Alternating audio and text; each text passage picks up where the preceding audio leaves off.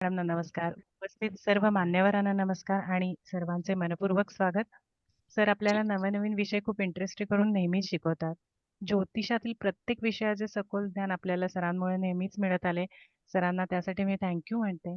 आज सर आपल्याला सूर्यसिद्धांत या विषयावरती लेक्चर घेणार आहे. सूर्यसिद्धांतामध्ये अ, विविध नक्षत्र तसेच ग्रह आणि चंद्रांच्या हालचाली या सगळ्यांचा सूर्याशी होणारा संबंध आहे. यावरून आपण भाकीत करत असतो. तर सरांना मी सांगते की सरांना विनंती करते की त्यांनी आजच्या लेक्चरला सुरुवात करावी. Thank you sir. धन्यवाद मॅडम. पहिल्यांदा तुमचं स्वागत आहे. तुम्ही सगळ्यांचं स्वागत केलेलं आहे. इत्यादी सर्व मंडळी जे उपस्थित आहेत त्याच्यामध्ये आमचे कुबल मॅडम आहेत, देशमुख मॅडम आहेत, स्वतः कुलकर्णी मॅडम आहेत, इत्यादी सर्व कुलकर्णी, हळदणकर मॅडम आहेत, देशमुख मॅडम आहेत, मानेसाहेब म्हणून आलेले आहेत आपल्याकडे नवीन विद्यार्थी. तर त्या ह्याच्यामध्ये सगळ्यांचं स्वागत करतो. राहून कोण गेलं असेल तर क्षमस्व. त्याच्यामध्ये कधी कधी नावं आठवत नाहीत. आपले दळवी साहेब आता आज नाही आहेत, मुकेश भाऊ पण नाहीत, पण ते सुद्धा त्यांचं स्वागत आहे. त्या ह्याच्यामध्ये आपल्याला आजचा जो विषय आहे तर ती वृश्चिक लग्नाची कुंडली तुम्हाला पाठवलेली आहे. तर आता मॅडम ती तारीख लावतील आणि नंतर त्या ठिकाणी तुम्हाला त्याच्यातून कुंडलीचं जे वृश्चिक लग्नाची कुंडली आहे तर ही कुंडली पहिल्यांदा आपण वाचायची आणि त्याच्यानंतर मग आपल्याला बघायचं आहे की खरोखर त्या जातकाच्या जीवनामध्ये होणाऱ्या ज्या काही घडामोडी आहेत तर त्याच्यामध्ये कुठल्या गोष्टीमध्ये त्या जातकाला त्या ठिकाणी यश किंवा अपयश कसं मिळालेलं आहे. तर जातक स्त्री आहे तर सूर्यसिद्धांत शनी 2 हा कार्यक्रमाचं नाव आहे. त्याच्यानंतर 21/11/1964 तारीख आहे आणि 7:45 12 सेकंद सकाळचा जन्म आहे. मुंबईतला जन्म आहे. मुंबईतला सबर्बन म्हणजे बोरिवलीचा जन्म आहे आणि जातक स्त्री आहे. कळलं का? तर हे सगळ्यांनी नोट करून ठेवावं. म्हणजे तुम्ही घर बसल्या तुमची पत्रिका पण तुम्ही बनवू शकाल. मग ही तारीख फार महत्वाची आहे. पत्रिका सुद्धा महत्वाची आहे. त्याच्यावरती आपण सूर्यसिद्धांताचे नियम शिकणार आहोत आणि त्यामध्ये आणखी बऱ्याचशा गोष्टी ज्या आहेत त्या आपण चर्चा करणार आहोत. एक कोणालाही काही प्रश्न असतील तर नियमाप्रमाणे तुम्हाला सूचना आहेतच, तसं काही प्रश्न विचारायला घाबरायचं नाही. प्रश्न विचारायचे, विश्लेषण करायचं, त्या सगळ्या गोष्टी त्याच्यामध्ये आहेत. त्यानंतर आता मॅडम कुंडली लावतील तर ती कुंडली जी आहे आपल्या सूर्यसिद्धांतामध्ये गोचर सुद्धा कारणीभूत आहे. ते जातकाचं वय गेल्या वेळेला सांगितल्याप्रमाणे कोणत्या वयाला कोणत्या घटना घडू शकतील त्याच्यावरती गोचर आपल्याला अप्लाय करायचं असतं आणि तिथून घटनेला कधी सुरुवात होईल. काही वेळेला ज्या घटना सुरू होताना त्याचं वय जे आहे ते फार महत्वाचं आहे. महादशा ही तुम्ही तुमचे नियम लावायचे. महादशा अनेक असल्यामुळे त्याचा विषय मी काही घेत नाही, पण तरी सुद्धा तुम्हाला महादशेचं बंधन नाही आहे. जरी तुम्हाला आता सध्या कळलं तरी सुद्धा हरकत नाही की महादशा कुठली आली असेल आणि त्याच्यावरती कुठल्या तऱ्हेचा जो काही त्याला फलादेश मिळाला असेल किंवा अपयश मिळालं असेल, यश मिळालं असेल, त्याच्याबद्दल आपण चर्चा करणार आहोत. काही कोणी काळजी करायची नाही, सगळेजण आदरणीय आहात. फक्त ज्यांनी नाव लिहिलं नसेल तर कृपया त्यांनी त्याच्यावरती नाव लिहावं. हा आमच्या संस्थेचा नियम आहे. तर कृपया तुमचं जे काही तुम्ही एंटर झालेले आहात, काही लोकांच्या याच्यामध्ये त्यांनी स्वतःचं नाव न टाकता मोबाईल नंबर किंवा तत्सम त्याचा जो सेट आहे त्याचं नाव टाकलेलं आहे. हरकत नाही. आपण आता कार्याला सुरुवात करूया. तर परत एकदा सगळ्यांचं स्वागत करतो मान्यवरांचं. आणि त्या सगळ्यांनी आपल्याला आपण वृश्चिक लग्नाची ही कुंडली आहे. आपण जे नियम शिकलो होतो त्या बाबतीमध्ये बघायचं आहे सगळं. तर इथे लग्नाधिपती जो आहे तो दशमात आहे. हा एक राजोगकारक प्लॅनेट आहे वृश्चिक लग्नाला आणि तो दशमामध्ये बलवान आहे, मित्राच्या राशीत आहे आणि स्थानबली आहे, असा आपल्याला विचार करायचा असतो. त्यानंतर आपण पाहिलं तर दुसरा ग्रह सपोर्टिंग प्लॅनेट ज्याला आपण म्हणतो की वृश्चिक लग्नाला सपोर्टिंग प्लॅनेट कोण आहे, तर गुरु हा धनत्रिकोणामध्ये आहे आणि तो लग्नेशाच्या योगात आहे. व्याख्या कशी वापरायची? लग्नेशाच्या योगात आहे. त्यानंतर आपण बघितलं तर त्या ठिकाणी सूर्य बुधाची युती आहे. तर मागच्या याच्यामध्ये अनेक वेळा आपण वैवाहिक जीवन वगैरे शिकलो होतो, त्यावेळेला सुद्धा सांगितलं होतं की वृश्चिकेचा सूर्य जर एखाद्या स्त्रीच्या पत्रिकेमध्ये लग्नी असेल किंवा 15 नोव्हेंबर ते 15 डिसेंबरचा जन्म असेल तर त्यावेळेला वैवाहिक जीवनामध्ये काही त्रास होऊ शकतात आणि त्याच्यामध्ये बाधा येऊ शकते. तसं ह्या व्यक्तीच्या जीवनामध्ये बाधा आलेली आहे आणि त्या ह्याच्यातून बरीच धडपड करून नंतर वैवाहिक आयुष्य जे आहे ते संपुष्टात आलेलं आहे. दुसरी भाग असा आहे की वृश्चिक लग्न हे सायन्सचं लग्न आहे, म्हणजे विज्ञानाचं आहे. तर ही मुलगी, ही जी व्यक्ती आहे, ही व्यक्ती पेशाने डॉक्टर आहे, हे लक्षात ठेवावं. आणि त्या ह्याच्यामध्ये का मेडिकलला गेली, कारण लग्नी रवी आरोग्याचा कारक आहे, मेडिकल सायन्सचा कारक आहे. वृश्चिक लग्न हे विज्ञानाचं लग्न आहे, सायन्सचं लग्न आहे. त्याच्यामुळे त्या ठिकाणी जातक जे आहे ते ह्याच्यामध्ये सायन्सशी संबंधित आलेलं आहे. कृपया वैयक्तिक आवाज बंद करणे. तर त्यामध्ये आपल्याला दुसरा भाग बघायचा आहे की राशी वृषभ आहे. तर वृषभ रास आणि सप्तम स्थान जे आहे, तर सप्तमाधिपती 12व्या स्थानामध्ये आहे, तो स्थानबली आहे. पण ह्या कुंडलीतले दोष जे आहेत ते आपल्याला बघायचे आहेत. एक तर जन्म जो आहे तो पौर्णिमेचा आहे आणि शनी मंगळाचा समसप्तक आहे. त्याच्यानंतर योग बघितलं तर शनीची 10वी दृष्टी लग्नस्थानावरती आहे आणि तिथे तो शत्रू आहे. आणि तसंच कुंभेचा जो काही शनी आहे, तर मी मागच्या वेळेला पण सांगितलं होतं तुम्हाला की कुंडलीमध्ये जर समजा कुंभेचा शनी आल्यानंतर गुरुची अवस्था ही जी आहे ही 1964 साली कशी होती, तर त्यावेळेला ती 64 सालची अवस्था आपल्याला शोधायची आहे. तर या ठिकाणी गुरु हा ग्रह कुठेशी आहे तो तुम्ही बघा. तर त्या ठिकाणी आपण जर बघितलं तर गुरुचं बळ आहे का, तर गुरुचं बळ त्या ठिकाणी असणं अत्यंत गरजेचं आहे. तर गुरु हा ग्रह आपल्या इथे कुठे लिहिलेला दिसतो तुम्हाला बघा. षष्ठामध्ये षष्ठामध्ये गुरु, हा, मेषेचा गुरु. म्हणजे आता आपण बघितलं तर 60 वर्षापूर्वी मी तुम्हाला सांगितलं होतं की 60 वर्षानंतर वृषभेला गुरु आणि कुंभेला शनी यांचा योग हा येतो. मॅडम जरा कुंडली काढा बघा.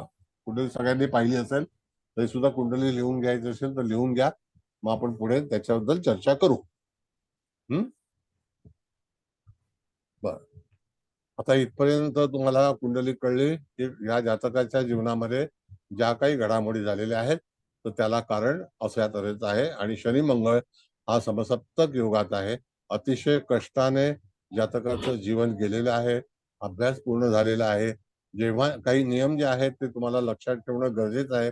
जेव्हा जेव्हा शनी मंगळ समसप्तक योगात, केंद्र योगात किंवा युती या क्षेत्रामध्ये जेव्हा येतात तर त्यावेळेला त्या ठिकाणी जातकाला भयंकर लढावं लागतं आपण जीवन जगण्यासाठी. आणि लग्नेश शनीच्या समसप्तक योगात आहे, शनी स्वतःच्या राशीत आहे आणि मंगळ स्थानबली आहे. तरी सुद्धा बराच मोठा संघर्ष करून जातकाने आपलं शिक्षण पूर्ण केलं आणि सरकारी क्षेत्रामध्ये त्याला नोकरी मिळाली. त्याला कारण काय आहे, तर त्याला कारण असं असतं की शनी जेव्हा चतुर्थात असतो तर षष्ठ स्थान हे सरकारी नोकरीच आहे. त्या ठिकाणी आरोग्य सेवेमध्ये जातकाने प्रवेश करून त्याला ती नोकरी प्राप्त झालेली आहे. आणि त्या ह्याच्यामध्ये षष्ठ स्थानामध्ये गुरु आहे. तर जेव्हा जेव्हा एखादा ग्रह असतो तर त्यावेळेला त्याचं स्थानगत ग्रहांची फले हा एक विषय आहे. तर तसं त्याला नोकरी मिळाली. आणि सरकारी नोकरीबद्दल आपण चर्चा केली होती की जेव्हा लग्नी शनी असेल, दशमात शनी असेल, 12व्या स्थानामध्ये शनी असेल, चतुर्थामध्ये शनी असेल किंवा षष्ठ स्थानामध्ये शनी असेल तर त्यावेळेला जातक हा सरकारी नोकरीशी संबंधित असतो.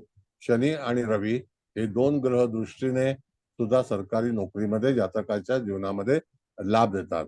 जातकाची पत्रिका वैवाहिक आयुष्यामध्ये कम्प्लिटली निगेटिव्ह आहे आणि त्याकरता जातकाला ते जे काही वैवाहिक जीवन आहे ते जास्ती काळ उपभोगता आलेलं नाही, हे दुर्दैव आहे. पण तरी सुद्धा संघर्ष करून सरकारी घरामध्ये, घराच्या बाबतीत पण बघितलं तर चतुर्थात आहे. तर बरेच वर्ष जे आहे ते सरकारमध्येच राहण्याचा प्रसंगाला तुम्हाला कल्पना आहे की सरकारमध्ये जेव्हा नोकरी लागते त्यावेळेला जी सरकारी क्वार्टर्स असतात त्याच्यामध्ये डॉक्टर्सना राहावं लागतं. तर तशा तऱ्हेने त्यांचं वास्तव्य झालेलं आहे. कुलकर्णी मॅडम बोला. सर, तुम्ही आता शनी कोणत्या कोणत्या स्थानात असल्यानंतर सरकारी नोकरी मिळते ते जरा थोडंसं रिपीट कराल प्लीज. ठीक आहे करतो. असं आहे मॅडम की ज्या वेळेला शनी षष्ठ स्थानाला पाहतो किंवा दशम स्थानामध्ये असतो तर त्यावेळेला दशम स्थान म्हणजे त्या ठिकाणी केंद्रस्थान आहे.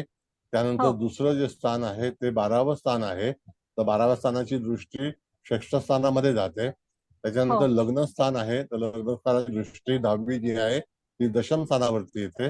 त्यानंतर हो. चतुर्थ स्थानामध्ये असतो. तर चतुर्थ स्थानाची दृष्टी जी आहे तर ती षष्ठ स्थानामध्ये येते. किंवा षष्ठ स्थानामध्ये जेव्हा शनी असेल तर सरकारी नोकरीचा लाभ किंवा संधी जातकाच्या जीवनामध्ये उपलब्ध होते, असा ज्योतिषशास्त्रातला सूर्य सिद्धांतामधला नियम आहे. Okay sir. धन्यवाद सर. धन्यवाद. बर, आणखी कोणाला विचारायचं आहे? बोला. रवी बद्दल पण सांगत होता ना सर? हा, रवी सुद्धा षष्ठ स्थानामध्ये असेल, लग्नामध्ये असेल तर प्रशासकीय सेवेमध्ये जातकाच्या जीवनामध्ये सरकारी नोकरीतली संधी प्राप्त होते. आणि रवी हा जो आहे तो उच्च ठिकाणी जातकाला नेऊन विराजमान करतो. तर त्या ठिकाणी एक तर षष्ठातला सूर्य किंवा लग्नातला सूर्य, तर या व्यक्तीला लग्नामधला सूर्य सुद्धा आहे आणि चतुर्थातला शनी षष्ठात पाहतोय, म्हणून सुद्धा चांगली नोकरीमध्ये प्रगती झाली.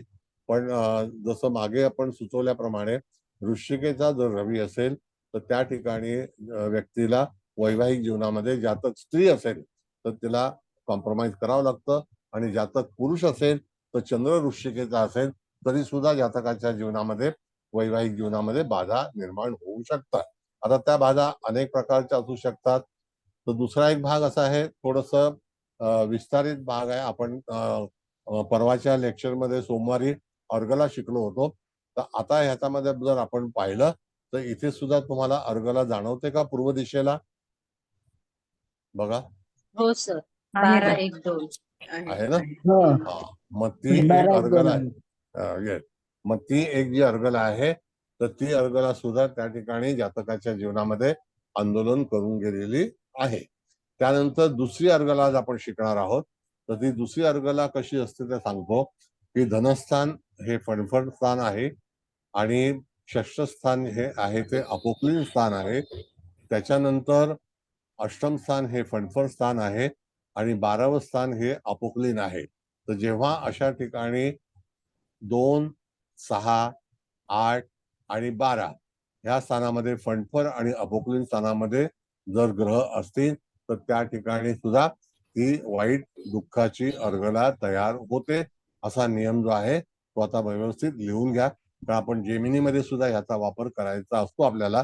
तर तेव्हा सुद्धा आपण ती पत्रिका जर आली तर तुम्ही त्याच्यावरती सल्ला देऊ शकता किंवा फलादेश सांगू शकता. बोला. जरा वैयक्तिक लोकांचे आवाज बंद करा. हा, आणखी काही प्रश्न आहेत का?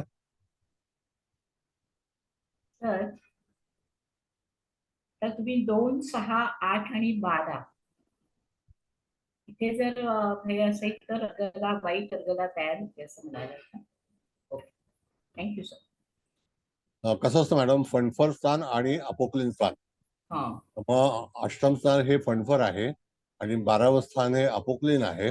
तसं धनस्थान हे फणफर आहे आणि षष्ठ स्थान हे अपोक्लिन आहे. तर त्याकरता म्हणून त्या ठिकाणी जी अर्गला तयार होते तर ती जैमिनीमध्ये हे केलेली आहे, विचार केलेला आहे त्याचा. तर आज म्हणजे थोडासा मी परिचय करून दिला की अशी पत्रिका असेल तर ही पत्रिका नेमकी तशीच आहे, म्हणून जातकाच्या जीवनामध्ये अधिकतम काही. अरे वा बाबा, मेहरबानी करा. कोण आहे? आवाज बंद करा तुमचा. तर केलं म्यूट. तर त्या ठिकाणी आपल्याला कळावं की अशा ठिकाणी असं होत असल्यामुळे जातकाला जी अतिरिक्त दुःख येतात, तर तुम्हाला जर जातकाने विचारलं की हे दुःख असं का तयार झालं तर त्याला तुम्हाला उत्तर देता आलं पाहिजे, म्हणून अशा तऱ्हेचा भाग जो आहे तो सुचवलेला असतो. आलं लक्षात? सर यांचा घटस्फोट झालाय. नाही, ते देवाघरी गेले. अच्छा. भिडे मॅडम बोला. नमस्कार. आपण हे जे नमस्ते. अर्गलेचा विचार करतो तेव्हा शुभ ग्रह आणि अशुभ ग्रह असा विचार करायचा का? हो, नक्की अवश्य करायचा. आणि तुम्ही जर समजा 90% जर आपण पत्रिका पाहिली ना मॅडम, तर आता याच्यामध्ये बघा, आपण अष्टम स्थानातून शुक्र हा 12व्या स्थानामध्ये शुभग्रह आहे, अष्टम स्थानामध्ये राहू हा पापग्रह आहे. मग हो. त्याच वेळेला तुम्ही धनस्थानामध्ये बघितलं तर केतू पापग्रह आहे आणि षष्ठ स्थानामध्ये गुरु शुभग्रह आहे. मग अर्गला जेव्हा तयार होते तर ती 90% अशी तयार होते, 90% साधारणतः पापग्रह शुभग्रह. तर त्यावेळेला आपण कालची पण पत्रिका बघितली तेव्हा सुद्धा पाहिलं. आता आपण जे वरची जर पूर्व दिशेची अर्गला बघितली तर त्या ठिकाणी शुक्र आहे आणि धनस्थानामध्ये केतू आहे आणि त्याच्यामध्ये रवी आणि बुधाची युती आहे. तर ती सुद्धा एक वाईट अर्गला म्हणून तयार होते. पण तरी सुद्धा ह्या जातकाने अतिशय मेहनत करून भरपूर आव्हानं पेलून तिचं जे उद्दिष्ट होतं किंवा तिचं जे विजन होतं ते पूर्ण केलं. पण बऱ्याच प्रमाणामध्ये कष्ट करायला लागले. तर एखाद्या जातकाला अतिशय अतिरिक्त कष्ट करावे का लागतात, सगळ्या गोष्टी सहजपणे का होत नाही, तर त्या ठिकाणी असे अडथळे आणि अर्गलाचा मुख्य उद्देश असा आहे की अडथळा निर्माण होणे हा एक भाग त्याच्यामध्ये सुचवलेला आहे. म्हणजे हर्डल्स आहेत, एखादी गोष्ट लॉक केली जाते असं त्याला म्हटलेलं आहे. Got it? सर मग शुभग्रहांच्या फलिताचा कसा विचार करायचा अर्गलेच्या वगैरे आले बाबतीत? तरी सुद्धा अर्गला तयार होते. फार कमी अच्छा. तुम्ही जेव्हा पत्रिका पाहाल ना मॅडम, तर त्यावेळेला तुम्हाला म्हणजे ऑर्बिटमध्येच अशा गोष्टी आहेत की जेव्हा ते आपल्या स्थानापासून 5व्या स्थानामध्ये असतील किंवा 5व्या स्थानापासून सुद्धा ते पापग्रह शुभग्रह अशा तऱ्हेचा संकेत तुम्हाला आढळतो. पण शुभग्रह ते शुभग्रह सुद्धा अर्गला तयार झाली तरी सुद्धा त्या शुभग्रहांचं सुद्धा आपल्याला हवं तेवढं फळ चांगल्यापैकी मिळत नाही. अच्छा. म्हणजे नमस्कार. नमस्ते. सर एक विचारू. हा बोला. आता हे जन्मस्थ कुंडलीमध्ये अर्गला तयार झालेली आहे, पण हो. समजा गोचरीने अर्गला तयार झाली तर तेवढ्या कालावधीसाठी काही हर्डल निर्माण होतील का? हो हो हो. आता कसं आहे सांगतो तुम्हाला मॅडम, की जेव्हा आपण गोचरीचा विचार करू तर हा. त्यावेळेला समजा आता ह्या ठिकाणी आपण बघितलं तर राहूचं जे अर्गल आहे तर ती हा. 1.5 वर्षाने तयार होते. हो. बरोबर आहे की नाही? कारण तो त्यांचं वास्तव्य 1.5 वर्षामध्ये आहे. हा. इन दॅट बिटवीन 1.5 इयर त्या ठिकाणी साधारणतः साधारणतः त्या ठिकाणी प्रवास करताना 12व्या स्थानामध्ये एखादा ग्रह पापग्रह पण येऊ शकतो, शुभग्रह पण येऊ शकतो आणि हा. त्या ठिकाणी समजा रवी आला तर त्या ठिकाणी ते 1.5 वर्षाचं जे वास्तव्य आहे तर तिथे अर्गला ही गोचरीने सुद्धा निर्माण होऊ शकते. पण त्याला स्थान फार महत्वाचं आहे. तर आता मी जी स्थानं सुचवली होती की त्याच्यामध्ये एक फणफर आहे, एक अपोक्लिन आहे. मग एक फणफर आहे, एक अपोक्लिन आहे. तर त्याच वेळेला त्या ठिकाणी अर्गला आपल्याला फाइंड आउट करता आली पाहिजे. हो sir, thank you. Okay. Kulkarni madam बोला. सर आता एका मॅडमनी विचारलं की शुभग्रहांची अर्गला पण असू शकते का? तर हो. तसं शुभग्रहांची पण असू शकते असं तुम्ही सांगितलं, तर पापग्रहांची पण असू शकते. पण शुभ आणि Yes. पाप अशी जर मिक्स ग्रहांच्या अर्गला आली तर त्याचे परिणाम सर कसे मिळतात मग? आता बघा आपण पहिल्यांदा असं विचारूया की शुभग्रहाची अर्गला आली तर काय? हा. तर आपण त्यावेळेला काय म्हणतो की शुभग्रह दोन ग्रहांचा अतिशय चांगल्यापैकी योग आहे, नाही का? हो हो मग अशा बरोबर. वेळेला आपण काय प्रोत्साहन देतो की बाबा नाही जरी गुरु अष्टमात आहे आणि 12व्या स्थानामध्ये शुक्र आहे, 2 शुभग्रह एकमेकाला चांगला योग करतायत, हा योगाचा हा प्रश्न आला. पण तेव्हा बरोबर. जेमिनीमध्ये आपण जेव्हा शिकतो तर जेमिनीमध्येच फक्त अर्गला सुचवलेली आहे, हो बरोबर. कळलं का? पण आता ही हो पत्रिका हातामध्ये आल्यानंतर विद्यार्थ्यांना त्याच्याबद्दल माहिती पडावी म्हणून त्या ठिकाणी अर्गलेचा उल्लेख आपण आता करत आहोत. बरोबर. पण तरी ओके. सुद्धा जर समजा शुभ अर्गला जरी झाली तरी सुद्धा आपल्याला हवी तशी फळं जी आहेत ती कुंडलीमध्ये आढळत नाहीत, मिळत नाहीत. मग आपण म्हणतो अच्छा. की हे असं का होतं की एवढा चांगला नवपंचमी योग धनस्थानामधला धनत्रिकोणातला आहे आणि मग नंतर हो तिथे अष्टमातून 12व्या स्थानातला एक योग आहे. मग कधी कधी मॅडम असा नियम आहे की ग्रहाच्या योगामध्ये एखादा ग्रह नसावा किंवा ते घर जे आहे म्हणजे आता समजा 12व्या स्थानात शुक्र आहे, तो जर तिथे नसता आणि 12वं हं, स्थान रिकामी असतं तर अर्गला हं. तयार झाली असती का? नसती झाली.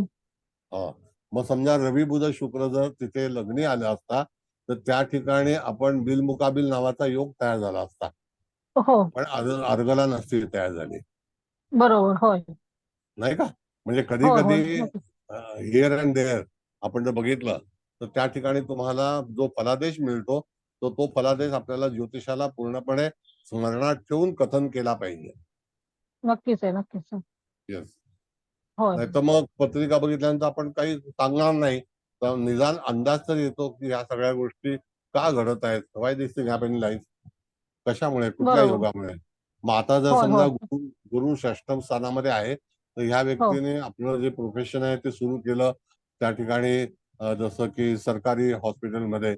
मग सरकारमधल्या हॉस्पिटलमध्ये काही वेळेला पनिशमेंट ट्रान्सफर असते, तर मग त्या षष्ठ स्थानामध्ये पापग्रह शनी पाहतोय आणि पापग्रहाने अर्गला झाली, त्याच्यामुळे दूरवर विलेजमध्ये किंवा अतिशय दुर्गम भागामध्ये ट्रान्सफर ट्रान्सफर झाले. झाले. येस. होय मग एकाकी त्यांना राहावं क्वार्टर लागलं. पण मिळाली असेल ना सर?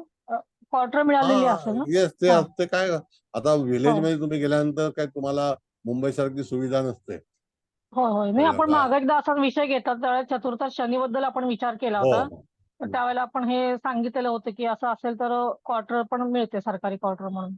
नक्की. आता कसं आहे बरोबर बघा, तुम्ही आता जे मध्ये गेलात, केएम मध्ये पण काही क्वार्टर्स आहेत. आता हो आहेत बँड्राला केरवाडीमध्ये गव्हर्नमेंट क्वार्टर्स आहेत, तर तिथे तुम्ही राहू शकणार नाही, एवढी घाण आहे. बरोबर सर.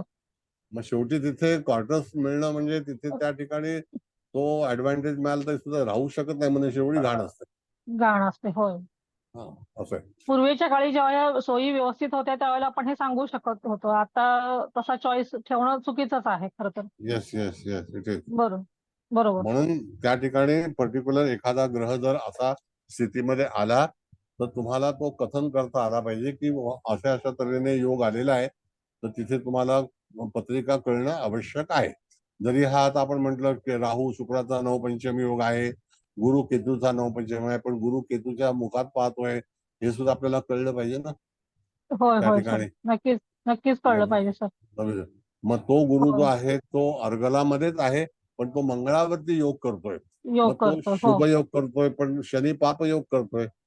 बरोबर. म्हणजे त्या त्यामुळे त्याची दोघांची फळं फळं. त्याची होय होय Yes. बरोबर आहे सर. म्हणजे नक्कीच पत्रिकेची सर. भूमिका जी आहे, आता ही पत्रिका जी आता 60 वर्षापूर्वीची पत्रिका आहे, तर 60 वर्ष म्हणजे जातक अनुभवी आहे, जातक ओळखीच आहे, परिचित आहे, त्याच्यामुळे मी तुम्हाला या सगळ्या गोष्टी सांगू शकलो. जर समजा ही व्यक्ती परिचित नसते तरी सुद्धा वृश्चिक लग्न जे आहे आणि त्याच्यामध्ये रवी जो आहे तो दशमेश आहे, आणि तो लग्नात आल्यानंतर जातक हा सायन्स रिलेटेड कार्यामध्ये मग्न होऊ शकतो. तिथे त्याला ऍडमिशन मिळू शकते. आता डॉक्टर होण्यासाठी म्हणून त्याला ऍडमिशन मिळणं, उच्च शिक्षण घेणं, लग्न दशमात असणं, राजयोगात असणं, स्थिर राशीत असणं, या सगळ्या गोष्टींचा विचार आपल्याला ज्योतिषमध्ये करता आला पाहिजे. आला पण बरोबर सर. धन्यवाद सर. थँक्यू. म्हणजे तर इथे ह्याच्या गुरु. हा, बोला. सर आता या ठिकाणी ही जी अर्गला आहे याच्यामध्ये जी शुभग्रह पडलेले आहेत ते पण काही चांगलं फळ देऊ शकणार नाही. पण जेव्हा पाप म्हणजे अशुभ अर्गला जेव्हा येईल त्यात जर पापग्रह आले तर मग ते चांगलं फळ देऊ शकतात का? बघा, अर्गला जेव्हा आपण तुम्ही परवाच्या क्लासला होतात का? हो तेव्हा आपण अर्गला शिकलो. अर्गला हो त्या दिवशी पहिला विषय होता. हो आता त्यावेळेला ती अर्गला आपण जर बघितली तर तिथे शनीपासून अर्गला सुरू झाली होती. हो दशमामध्ये गुरु होता, लाभस्थानामध्ये राहू चंद्राची युती होती, 12व्या हो स्थानामध्ये रवी होता, त्याच्यामध्ये हम्म, लग्नामध्ये बुध होता मीन लग्नाला, हम्म. धनस्थानामध्ये शुक्र मंगळाची युती होती. मग अशा तऱ्हेने जी अर्गला सुरू झाली होती, तर त्या ठिकाणी आपण जर बघितलं 10, 11, 12, 1, 2, 3. टॅक्स हे मेट्रो केलं ना त्याचा 1% टॅक्स आहे. Who is this fellow? Metro Amol वापर माटे त्यांचा चालू आहे सर, किती वेळा बंद करा. रिमूव्ह करा. एक मिनिट थांबा. मला एक मिनिट थांबा. काय माहितीये का की त्याला सांगून पण उपयोग होत नाही. वकील म्हणजे 5,000 काय नाव आहे? अमोल माटे. अरे कधी सांगतो तुला, आणि साहेबांचे सर 1,000 रुपये वकिलाच्या फी मध्ये 2,000. चला, एकमेव उपाय असतो माणसाला. हा, आता घरी जा आणि ओरडा, मला काय करायचं ते करा. हा, तर मग अशा वेळेला आपल्याला बघितलं पाहिजे विषय आपला होता की बाबा ही अर्गला काय, तर गेल्या वेळी अर्गलामध्ये आपण बघितलं तर 9, 10, 11, 12, 1, 2, 3 ह्या सरळ रांगेमध्ये सगळे ग्रह होते आणि त्याच्यामुळे अर्गला 2-2 तयार झाल्या होत्या. तशा इथे सुद्धा अर्गला 2-2 तयार झालेल्या आहेत. कळलं? हो काय सर. सगळ्यांनी बाईक बंद केला? नाही सगळ्यांनी बाईक बंद कळालंय. हो सर, कळलं. सर हा बोला. चंद्र आणि मंगळ केंद्रामध्ये आणि रवी आणि बुध केंद्रामध्ये आहे. तसेच रवीची बुधावर दृष्टी आहे. मग याचं फळ कसं बघायचं? रवी युतीमध्ये आहे बुधाच्या आणि हा. चंद्र बुध हा पौर्णिमेचा जन्म आहे. आता हो. थोडक्यामध्ये मी तुम्हाला आणखी नियम सांगतो. बघा, वृषभ राशीचा चंद्र आहे जातक आणि ही जी रास आहे ही सर्व्हिस रास आहे, म्हणजे सेवा करी. तर तसे हा. डॉक्टर पण ही सुद्धा सेवेचीच हे आहेत, म्हणजे ज्याला आपण म्हणतो की सेवेचाच भाग आहे, काम आहे. आणि तशा ह्याच्यामध्ये गोडवा आहे, रसिकता आहे. वृषभ राशीमध्ये रसिकता आहे. मग आता तशा वेळेला बघितलं आपण तर सप्तमेश 12व्या स्थानामध्ये आहे. हो. चंद्र बुध समसप्तक योगात आहे. मग शेवटी हे समसप्तक रविचंद्राचा पण समसप्तकच आहे, पण त्याला शनीची दृष्टी आहे 10वी. हो. मग शनीची 10वी दृष्टी जर असेल तर मग त्या ठिकाणी काय होईल की तिथे रवी जो आहे तो नियंत्रणामध्ये येतो. मग आता इथे आपल्याला काय बघायचं आहे की it is control by Saturn. Control by Saturn म्हणजे कोण आहे, तर मंगळाला कंट्रोल केलंय, गुरुला कंट्रोल केलंय, सूर्याला केलंय, बुधाला केलेलं आहे. म्हणजे त्या ठिकाणी असताना सुद्धा चंद्र आणि शनीचा केंद्रयोग पण आहे, शनी रवीचा पण केंद्रयोग आहे. म्हणजे पत्रिका जी आहे तरी ती सुद्धा त्या ठिकाणी बऱ्याच अंशी तिथे दूषित झालेली आहे, म्हणजे डॅमेज झालेली आहे. कळलं का? असा भाग. हो सर, आलं लक्षात. Thank you sir. थँक्यू. तुम्हाला कळली नाही बघा, आता सिंपल अर्गला ह्या कळल्या पाहिजेत आपल्याला.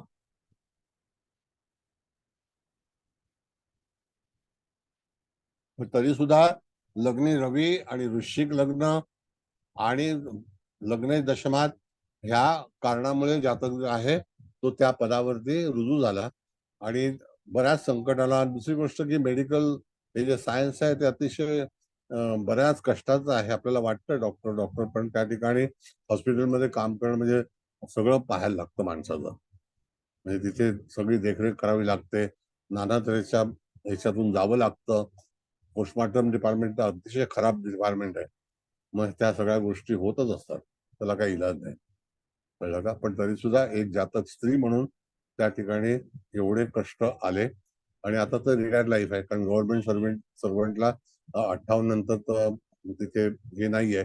आता एक नशीब चांगलं आहे की त्या पेन्शनर आहेत सरकारी क्षेत्रामध्ये असल्यामुळे, तर त्या ठिकाणी 70,000 रुपये साधारणतः पेन्शन घर बसल्या येते आणि चांगल्यापैकी आयुष्य काढत आहे. 2 मुलं आहेत. कळलं का? मग पत्रिका तुम्हाला कळली का? किती पत्रिका? मग आता आपल्याला ट्रान्झिस्टकडे वळायचं आहे, म्हणून तुम्ही आता पहिला समजून घ्या पत्रिका. आपल्याला ह्याच्याकडे जायचं आहे,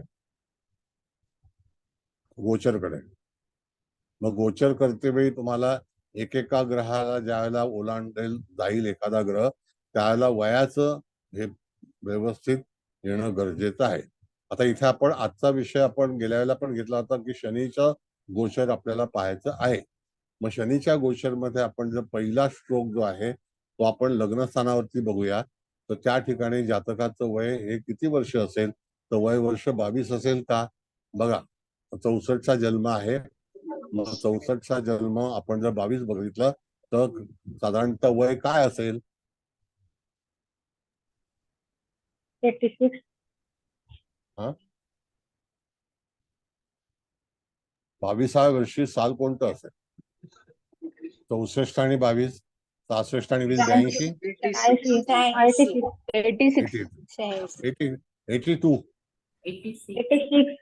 86. मग आता 86 जर असेल तर 86 ला आपल्याला काय सांगायचं आहे की जातकाच्या जीवनामध्ये ज्याला आपण म्हणतो की कलाटणी देणारा शनी. कळलं का?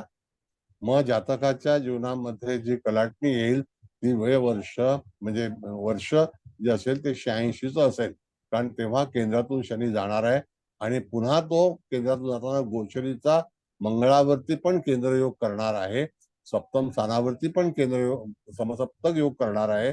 आणि अशा वेळेला जातकाला पर्टिक्युलर जो पिरियड आहे तो अतिशय कष्टमय असेल असं आपल्याला सांगता आलं पाहिजे. काय वाटतं? युअर ओपिनियन बघा. हो सर, तुम्हाला बरोबर आहे. बरोबर आहे ना? मग 86 साली लग्न शनी जातक चालला होता त्याचा. हा काय म्हणतात? वृश्चिकेतून शनी झाला होता. हा, वृश्चिकेतून शनीचं भ्रमण चालू असते वेळी जातकाच्या जीवनामध्ये कलाटणी आली. आता कलाटणी कशी आहे तर शनीचे जे काही नियम आहेत, शनी जेव्हा केंद्रस्थानातून जातो त्यावेळेला आयुष्यामध्ये काही ना काहीतरी घडामोडी होतात. तर त्यावेळेला काय झालं तर त्यावेळेला जातकाला MBBS ची डिग्री प्राप्त झाली. कळलं? आलं का लक्षात? हो सर. हो सर. म्हणजे छान. आता त्याच्यानंतर पुढची सुरुवात आपल्याला जर बघायची आहे तर धनस्थानामधून जाताना काय आलं असेल तर धनस्थानामध्ये केतू आहे. म्हणजे त्या ठिकाणी तुम्हाला कल्पना आहे की मेडिकल सायन्स मध्ये साधारणतः 3 वर्ष अप्रेंटिसशिप करावी लागते, बाहेरगावी जावं लागतं. तर केतूच्या सोबत गोचरीने शनी जाताना त्यावेळेला जातकाला अतिशय हालाकीचे दिवस आणि कुटुंबापासून वेगळं राहावं लागलं, कारण धनस्थान जे आहे हे कुटुंबासंदर्भातील विचार आपल्याला दिसतात. तर त्यावेळेला तुम्हाला असं सांगता आलं पाहिजे की असा जो पोर्शन आहे तो वय वर्ष म्हणजे 22 आणि 2.5 24 वर्षापर्यंत जातकाला धनस्थानातून तिथे शनीचं भ्रमण सुरू होतं. कळलं? तेव्हा काय झालं सर? त्यावेळेला तिथे कुटुंबापासून दूरवर जावं लागलं ना.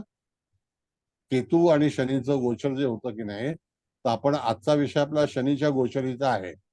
तर जेव्हा धनुराशीतून शनीचं भ्रमण चालू होतं त्यावेळेला जो काळ होता तो 1988चा होता. 88 आणि 89. तर त्यावेळेला आपल्या घरापासून दूरवर काही ट्रेनिंगसाठी वगैरे जावं लागतं ना, मेडिकल झाल्यानंतर. पोस्टिंग आउटडोर असते ना. इंटर्नशिप. 88ला शनी होता. येस. मग ती त्यावेळेला त्या गोचरीमुळे असं घडलं. त्यानंतर पराक्रमामध्ये शनीचं भ्रमण सुरू झाल्यानंतर जातक पुन्हा मुंबईमध्ये त्याची नियुक्ती झाली आणि त्यावेळेला त्याला संधी मिळाली आपलं कार्य करण्यासाठी. त्यावेळेला पूर्णपणे त्याचं हे जे आहे ते पूर्ण झालं होतं आणि नंतर कार्याला सुरुवात झाली आणि त्याला जी काही अपॉइंटमेंट आहे ती सरकारमध्ये मिळाली.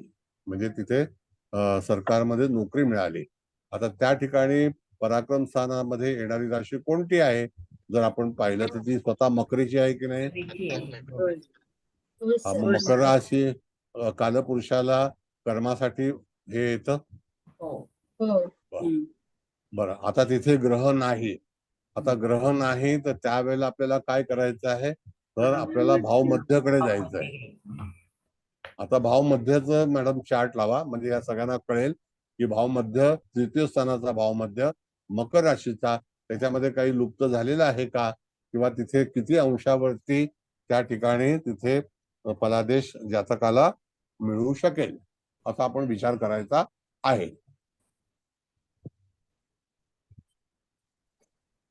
बघा, जो भाव आहे मकर, म्हणजे त्या ठिकाणी मकर भाव जो आहे तो 20 अंशाला तिथे भाव मध्य आलेला आहे.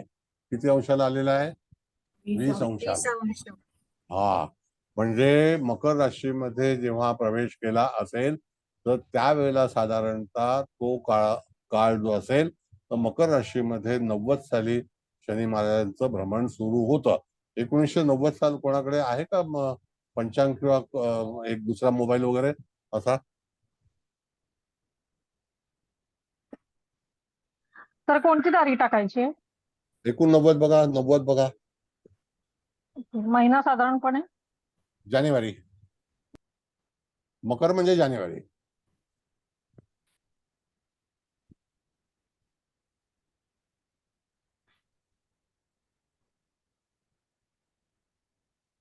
जानेवारीला बघा.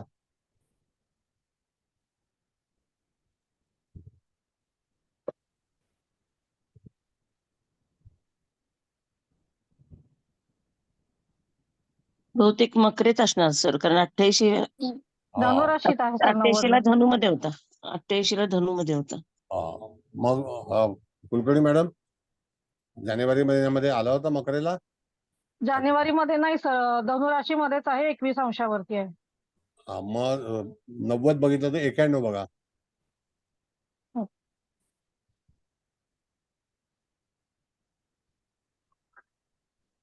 एक्क्याण्णव मध्ये सर 1 अंशावरती आहे. म्हणजे 91 ला मकरेमध्ये. स्पर्श झाला मकरेला, 91 ला हो. मकरेला स्पर्श झाला आणि आपला हो. भाव मध्य 20 अंशाचा आहे. बरोबर. बरोबर आहे की नाही? म्हणजे 20 महिने तिथे पोहोचण्यासाठी शनीला लागतील. लागेल. हो. बरोबर आहे की नाही? मग आता बरोबर. त्यावेळेला तुम्हाला जानेवारी नंतर 20 महिने बघायचं आहे. म्हणजे साधारणतः 1.5 वर्ष जाईल. म्हणजे 91 नंतर 92 आलं, 92 नंतर 6 महिने आले, नाही का? हो. मग 6 महिने आल्यानंतर 92च्या ऑगस्ट महिन्यामध्ये बघा, तुम्हाला 20 अंश मिळतात का? 92 ऑगस्ट. हो सर, 21 अंशावरती आहे. म्हणजे 92 ऑगस्टला तिथे सरकारी पोस्टिंग झालेली आहे. कारण का? आता कारण बघायचं आपल्याला. शनीची दृष्टी भाग्यावरती आहे. पराक्रमातला शनी भाग्यावरती पाहतो, नाही पाहत का गोचरीने? हो. तिथे येणारी रास कर्क आहे की नाही? हो सर. भाग्यामध्ये एकही ग्रह नाही आहे. नाही, रिकामी आहे. म्हणजेच काय की आपल्याला जेव्हा जातकाला फलादेश द्यायचा असतो त्यावेळेला तुम्हाला अशा तऱ्हेच्या गणितामधून जातकाचा प्रश्न सोडवायचा असतो, असा हा नियम आहे. आता ऑगस्ट आपण काढली की नाही? आता कशी काढली ऑगस्ट? तर त्या ठिकाणी 91च्या जानेवारी महिन्यामध्ये शनीचं भ्रमण जे आहे ते मकर राशीमध्ये आरंभ झाला. त्यानंतर 20 महिने आपण पुढे गेलो, कारण 20 अंशाचा भाव मध्ये आहे म्हणून.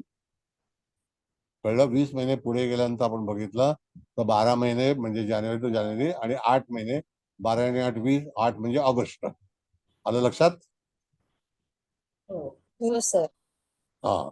गणित असं असतं.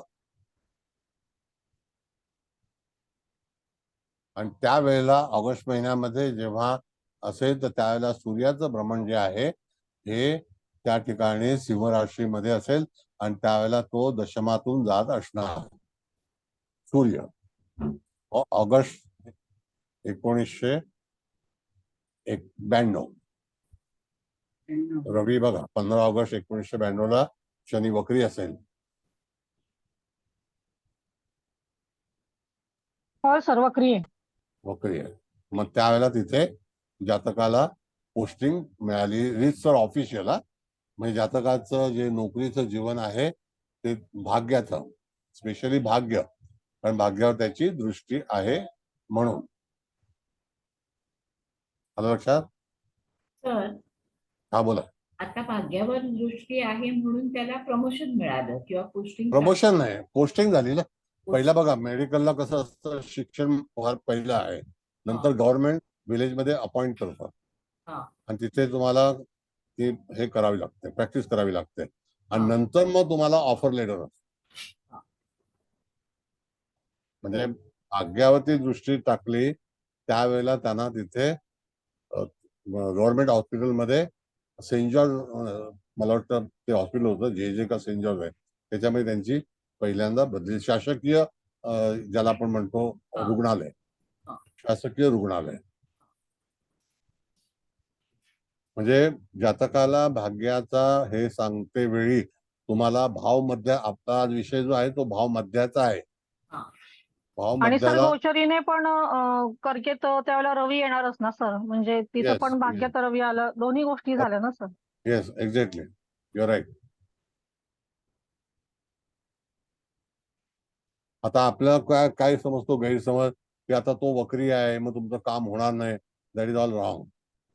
तिथे जातक हा येऊन सेकंड स्ट्रोक पण तिथे तयार करणार आहे. आता ज्यावेळेला एखादी पोस्टिंग होते त्यावेळेला अनुभव येण्यासाठी पुन्हा रवी त्याच राशीमध्ये प्ले करणार की नाही, आणि 20 अंशाला श्रवण नक्षत्राचा पोर्शन आहे. कळलं? हो सर. बरं, तुम्हाला कळलं नसेल तर विचारा, काय हरकत नाही. मॅडम चार्ट काढा, मग एक विचारू आपण.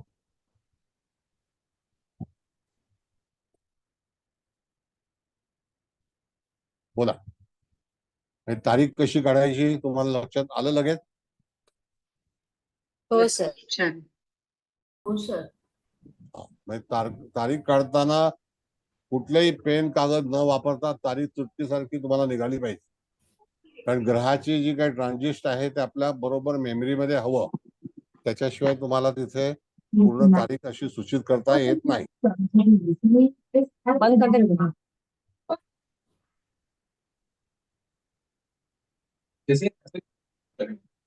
ताई जरा तुमचा आवाज बंद करा वैयक्तिक.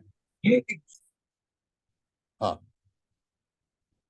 गीता सावंत बोला. सर इथे गुरु सुद्धा गोचरीमध्ये 10th हाऊसच्या कस्पच्या जवळ येतोय ना ऑगस्ट हा. महिन्यात, Yes. आणि काही दिवसानंतर 9 ऑगस्टच्या नंतर सूर्य सुद्धा येणार. हा. आणि शनी तर आहेच, डेफिनेटली वक्री आहे. 9 ऑगस्टला बेटा कर्क राशीमध्ये कर्क सूर्य राशीमध्ये असतात. बावीस क्रॉस करतो आश्लेषा तो. नक्षत्र, आश्लेषा नक्षत्रामध्ये असतात. हा, हा. 9 ऑगस्टला म्हणजे सर, सूर्य या व्यक्तीला टोटली म्हणजे गुरुचा सपोर्ट पण भेटला, शनीचा आणि सूर्याचा सुद्धा सपोर्ट भेटला. Yes. आणि गुरुची दृष्टी लग्न स्थानावरती आहे आणि सूर्यावरती आहे आणि तो दशमाधिपती आहे. हा हा हा. सर तसंच आपण त्याच वर्षाचं मंगळाचं गोचर पाहिलं तरी तो वृषभ राशीमध्येच आहे, 14-15 डिग्रीच्या जवळपास. त्यावेळेला मंगळाचं हे येणार नाही, भावमध्ये आहे. पण लग्नावरती गुरुची दृष्टी आहे. सूर्य सुद्धा तिथेच आहे. सूर्य गुरुची युती आहे कर्क राशीला आणि हा, सर. कालांतराने त्या समोर शनी सुद्धा आहे. तर हा, अशा सर, वेळेला बरोबर. तो जो योग आहे तो जातकाच्या जीवनामध्ये घडून आला. बरोबर. ही हिस्ट्री आहे. सर इथे ना 1992 चे मॅक्झिमम गोचर ह्या व्यक्तीला मदत करतात. ऑगस्ट नक्की हो. August September Yes. शेवटी मॅक्झिमम व्यक्ती सिंह, वृषभ, धनुर, मकर असे ग्रह आहेत, तर तिला मदत करतायत सर्व. म्हणून सर आपण ट्रान्झिशन गुरुपत्रिका लावली तरी ती मदत होते, गुरुपत्रिका लावली तरी मदत होते, आणि तुम्ही जसं शनी सांगताय तो मदत करतोच आहे. ठीक आहे सर. बरं. त्याच्यानंतर जातकाचा विवाह हा जो आहे, हा विवाह कधी झाला तर त्या ठिकाणी चतुर्थ स्थानामध्ये जेव्हा कुंभेचा शनी आला तर त्यावेळेला काळ होता 95. आता 95 का तर तुम्हाला मी सांगतो. जर तुम्ही त्या ठिकाणी चतुर्थ स्थानाचा जो भावमध्य पाहिलात तर त्या ठिकाणी आपण पहिला पण शिकलेलो आहोत की जेव्हा जेव्हा शनी केंद्रात येतो किंवा गुरु केंद्रामध्ये येतो तर 95 साली गुरु हा सिंह राशीमध्ये होता का हे बघा तुम्ही, आणि शनी हा 95 साली मग कुंभ राशीमध्ये होता का. कुलकर्णी मॅडम बघा कॉम्प्युटर. हो सर.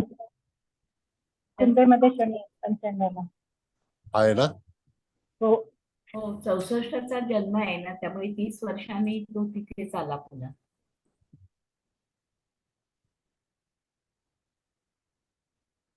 म्हणजे त्या ठिकाणी चतुर्थामध्ये मुख्यतः जो चतुर्थाचा भाव जो आहे ना मॅडम, तर एक तर इथे ग्रह आहे तो किती अंशाचा आहे आणि भावमध्य किती अंशाचा आहे, भावमध्य आपल्याला तपासायचं. शनी 5 अंशाचा आहे चतुर्थात, आणि चतुर्थ भाव कुंभ 22 अंशाचा आहे. आता 22 अंशाचा आला म्हणजे त्या ठिकाणी आपण बघितलं तर हे त्रिपाद नक्षत्र आहे. तर मॅडम त्या ठिकाणी उत्तरा नक्षत्र लागतं, पूर्वा नक्षत्र लागतं का, पूर्वा भाद्रपदा.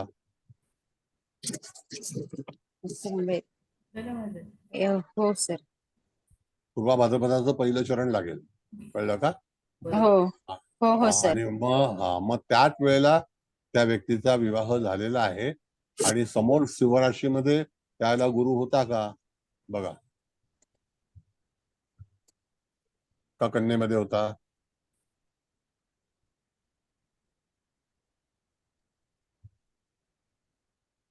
शिकत असेल कदाचित.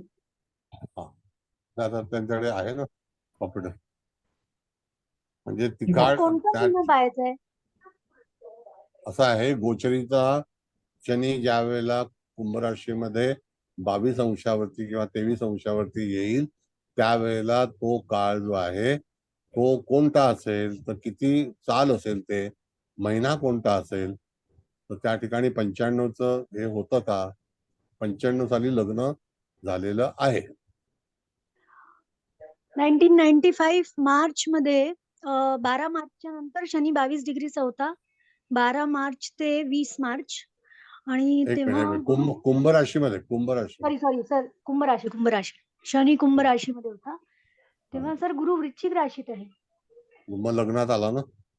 हो लग्नात आला. मग तो योग झाला का? हा हा सर 95 ला त्यांचं वय म्हणजे शनी 30 वर्ष पूर्ण करून पुन्हा आला चतुर्थात आणि Yes. गुरु पण बरोबर 24 भ्रमण झाली आणि अर्ध भ्रमण 6 वेळात आणि 7 म्हणजे वृश्चिकेत जेव्हा आला शनी तेव्हा 2.5 भ्रमण होऊन गुरु लग्नावरून सप्तमाला बघतोय आणि शनी चतुर्थात सप्तमाला बघतोय. त्यामुळे तो 95 ला विवाह संपन्न झाला. शनी गुरुवरती दृष्टी टाकतोय षष्ठ स्थानावरती आणि लग्नामध्ये गुरु आहे. शनी वृश्चिक. षष्ठावरती दृष्टी टाकणार सरोज मॅडम. सप्तमावर नाही टाकणार. हो शनिवार. बरोबर आहे. म्हणजे तिथे तुम्ही जेव्हा एखाद्या व्यक्तीला फलादेश द्याल त्याला भाव मध्येचा आधार घ्यायचा असतो. हा नियम सूर्य सिद्धांतातला आहे. आपल्याला नियम शिकले पाहिजेत. आणि सर गोचरीने शनी गोचर गुरुला पण ती दशमावरती दृष्टी जाईलच ना लग्नी अशी. मग हे कॅल्क्युलेशन तुम्हाला लक्षात असणं गरजेचं आहे की कोणत्या वर्षी जातकाच्या जीवनामध्ये एखादी गोष्ट प्राप्त होते. दुसरा भाग असा आहे मॅडम की जेव्हा हे लग्न किती काळ टिकेल ह्याच्यावरती जेव्हा आपण विचार करतो तर मागे पण आपला विषय झाला होता वैवाहिक जीवनाच्या ह्याच्यामध्ये की वृश्चिकेतला रवी असेल आणि जातक स्त्री असेल तर त्या ठिकाणी वैवाहिक जीवनामध्ये स्थिरता राहत नाही, चांगलं फळ मिळत नाही. त्यावेळेला त्या दरम्यान बरेचसे आंदोलन होतात. तसंच ह्या व्यक्तीच्या जीवनामध्ये साधारणतः 5 वर्षाचं आयुष्य जे आहे ते त्याला लाभलेलं आहे. कळलं? हो सर. सर तुम्ही अजून एक गोष्ट त्यावेळेला सांगितली होती की लग्न झाल्यानंतर कोणतं ग्रहमान येतं हे पाहणं पण खूप महत्वाचं आहे. नक्की नक्की. येस हो येस. मग त्यावेळेला तुम्हाला पाहिलं पाहिजे की ह्या सगळ्या घटना होताना गोचरीचे जे काही भ्रमण आहे तर भावमध्य अधिक ग्रह ह्याच्यावरून जर एखादा ग्रह जाणार असेल तर त्यावेळेला त्या संसारामध्ये किंवा त्या व्यक्तीच्या जीवनामध्ये काही आंदोलनं उत्पन्न उपस्थित होतात.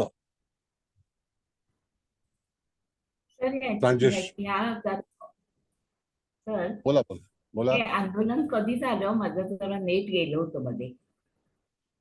कधी झालं आंदोलन? नाही या जातकाच्या जीवनात वैवाहिक आंदोलन कधी आलं? जेव्हा सप्तम स्थानामधून शनीचं भ्रमण चालू होतं त्यावेळेस. आम्ही बघत बसायचं. आणि सगळे भाडेकरून कुठून आणतात अशी घंटेडी लोक? हे कोण आहेत मनुष्य? कुलकर्णी मॅडम.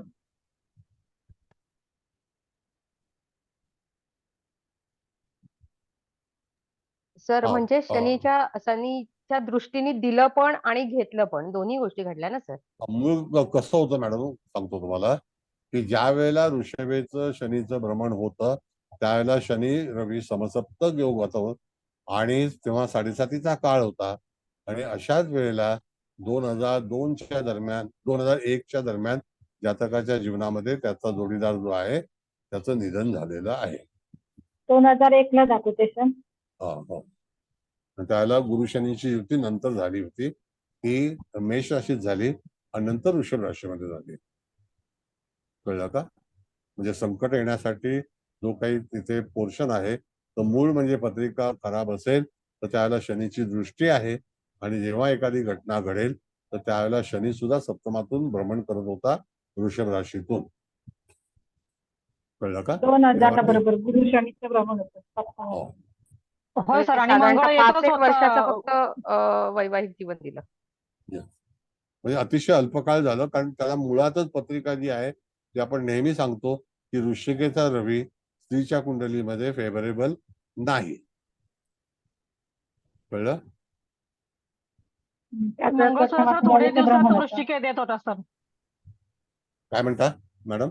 मंगळ सुद्धा थोड्या दिवसात वृश्चिकेत येत होता सर त्यावेळेला. म्हणजे हे सगळे जेव्हा दोन्ही ग्रह गोष्टी येस होय. ट्रान्झिट्स मध्ये जेव्हा आपण पाहतो की असे ग्रह जेव्हा येतात त्याच वेळेला जातकाच्या जीवनामध्ये घडामोडी घडत असतात, चांगल्या किंवा वाईट. आता वाईट घडामोडी बरं. म्हणजे काय की एक तर सप्तम स्थान हे शनीचं स्थान नाही आहे, त्या ठिकाणी चंद्राला दुःख, एक तर 7.5, त्यानंतर राहूच्या मुखात तिथे शनीचं भ्रमण, गुरुचं भ्रमण कालांतराने, म्हणजे तेवढा पोर्शन जो आहे तो लग्न झाल्यानंतर 5 वर्षामध्ये ही घटना घडलेली आहे, 5-7 वर्षानंतर, आणि नंतर संसार जो आहे तो अधुरा राहिलेला आहे. म्हणजे ग्रहांची स्थिती एक तर आपल्याला त्या ठिकाणी तुम्ही अर्गलेचा विचार करायचा. अर्गला ही अशी लागलेली आहे आणि त्यावेळेला राहू आणि गुरु यांची त्या ठिकाणी युती ही कोणत्या याच्यामध्ये झाली तर त्या ठिकाणी आपण मिथुन राशीला राहू गुरुची युती झाली होती. वृषभ राशीच्या नंतर मिथुन राशीला. पण राहू गुरुची युती मिथुन राशीला होत नाही, पण वृषभ राशीला युती शनी आणि गुरुची झाली. कळलं का? सर संततीच्या बाबतीत सर म्हणजे पंचमे षष्ठात आहे आणि दोन संतती आहेत. आता पंचमे षष्ठात असल्यानंतर संतती होणार नाही असा भाग नाही आहे, पण संततीच्या सुखाबद्दल जर आपण विचार केला, जर पंचमे षष्ठात असेल तर संततीला सुद्धा वडील नसल्यामुळे काही दुःख निर्माण झालंच ना. संततीचं छत्र निघून गेलं आणि ते सुद्धा दुःख आहे. मुलं लहान होते, 5-1 वर्षाची होते, त्याच दरम्यान अशी घटना घडली तर ते योग्य आहे का? कधी कधी एखाद्या व्यक्तीला आपले वडील त्यांचं स्वरूप पण आठवत नाही कालांतराने, असं होतं की नाही? हो बरोबर. म्हणजे पत्रिका ही अशा तऱ्हेने तुम्हाला काय फलित देतं हा भाग शिकायला आपल्याला गणिताकडेच गेलं पाहिजे आणि भावमध्येचा विचार केला पाहिजे.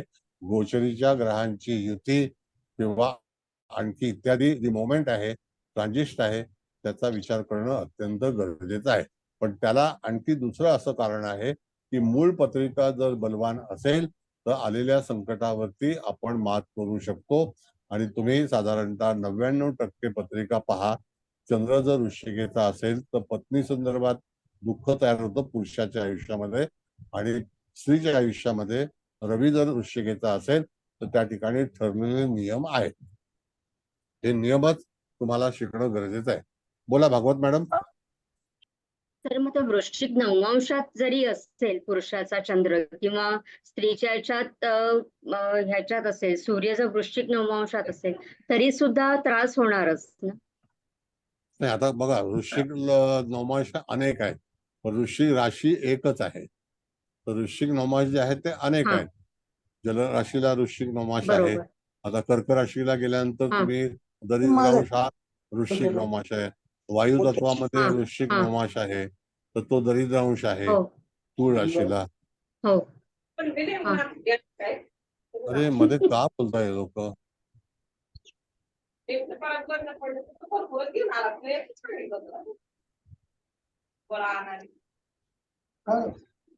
कुलकर्णी मॅडम, ते किती वेळा बंद केलं ना तरी ते चालू करतात. कोणीतरी बिकानवाला, काय नाव आहे काय नाही, रिमूव्ह करा ना. हा बोला भागवत मॅडम, विचारा. हा नाही आलं लक्षात माझ्या. मी तो वृश्चिक नवमांश कुठून आलाय ते पण पाहायला पाहिजे आपल्याला.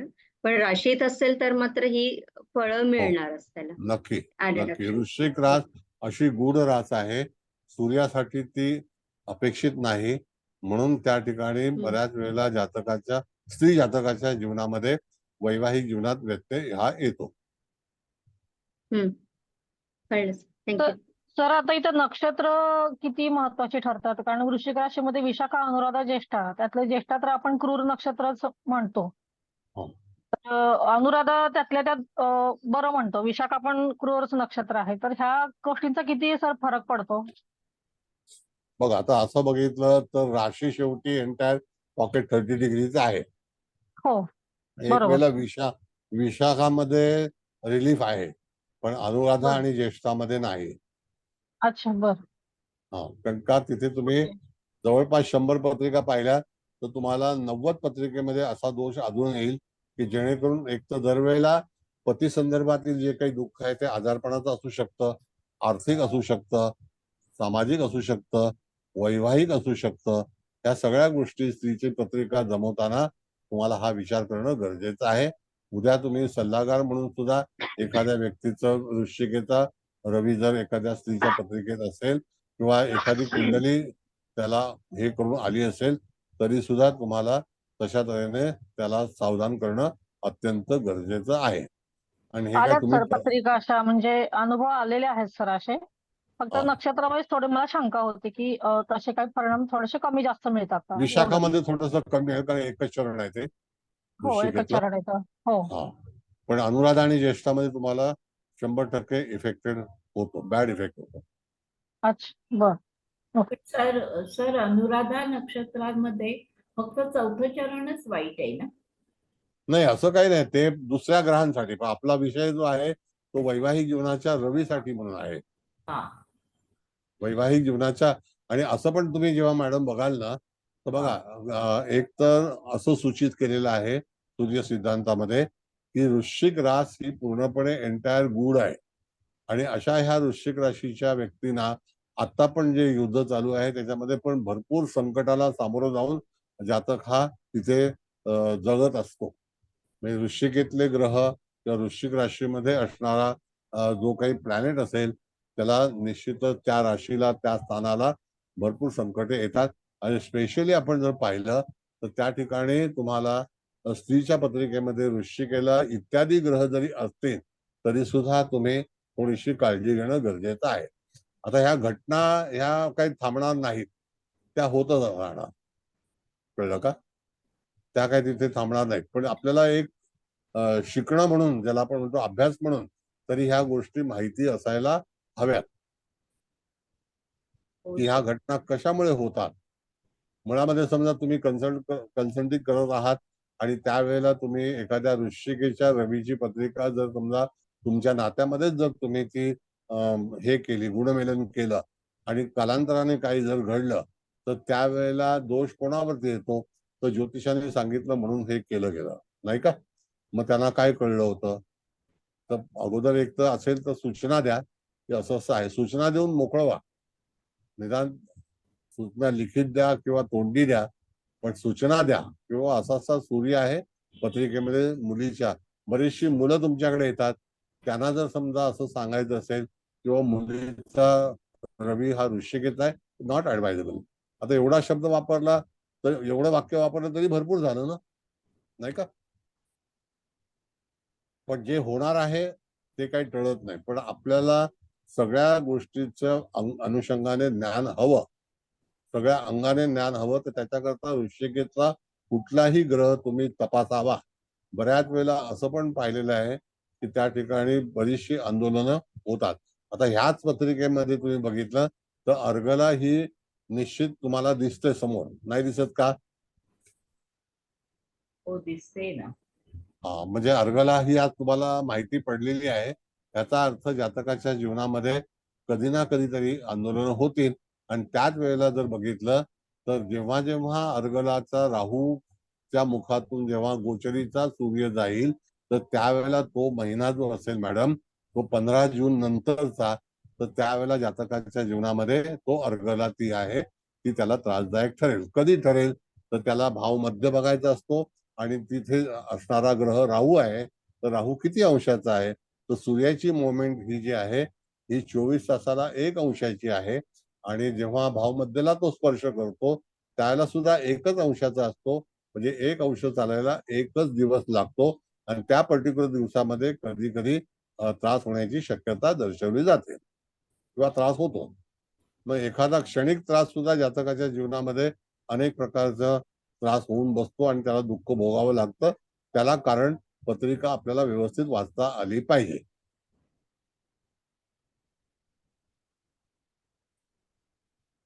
कळलं का? हो सर. म्हणजे त्रास कुठे कुठे होईल? आता समजा केतूच्या धनस्थानामध्ये केतू आहे म्हणजे तुम्हाला नक्की सांगायचंय की 15 डिसेंबर ऑनवर्ड केतूचा अंश किती डिग्रीचा आहे? 6-7 डिग्रीचा आहे का? किती अंशाचा आहे केतू? शून्य अंशावर आहे. किती? 0. 0 अंश. म्हणजे 0 अंश जो आहे तो शेवटला आहे का अगोदर आहे? शेवटी केतू आणि राहू उलटे जातात. हा, म्हणजे त्यावेळेला समजा आपण जर पाहिलं तर 14 जानेवारी किंवा 12 जानेवारीच्या दरम्यान त्या ठिकाणी जातकाच्या जीवनात काही घटना होऊ शकते. कळलं? म्हणजे त्या पॉकेटमध्ये एखादा गोचरीचा ग्रह भ्रमण करीत असेल आणि बऱ्याचशा घटना जेव्हा तुम्ही पाहता, जेव्हा तुमच्या मागील घटना पाहता, त्यावेळेला सूर्याची जी गती आहे, सूर्याचं भ्रमण जे आहे ते अतिशय महत्वाचं असतं. ते तुम्हाला ठरवता आलं पाहिजे.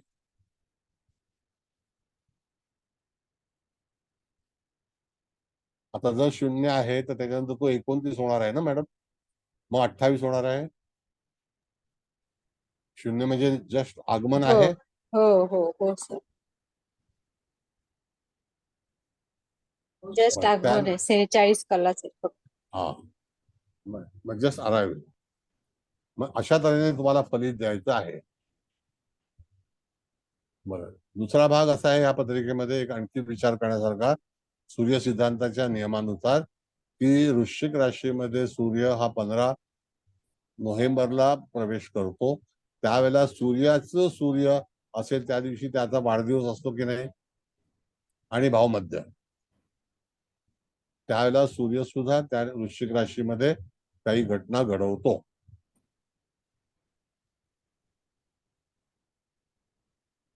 आलं का लक्षात? स्पेशली तुम्ही जेव्हा पाहाल तर अनुभव घ्या. आता मी मागच्या वेळेला तुम्हाला मी वृषभ राशीबद्दलची सगळी कल्पना दिली होती. आता जे सगळे अपघात आहेत ते सगळे अपघात तुम्हाला बघितलं, डोंबिवली, दिल्ली, त्याच्यानंतर बऱ्याच ठिकाणी काही हिंसा झाल्या, कल्याणी नगर, या सगळ्या काही गोष्टी घडलेल्या आहेत. तर त्याला कारण तर ऋषभेमधून जेव्हा रवीचं भ्रमण सुरू झालं त्याच वेळेला त्या घटना घडल्या ना, आणि हो अजूनही घडत सर. आहेत. हो सर. बोला, आता तुम्ही सांगा का तुम्हाला काय जमलं नाही जमलं?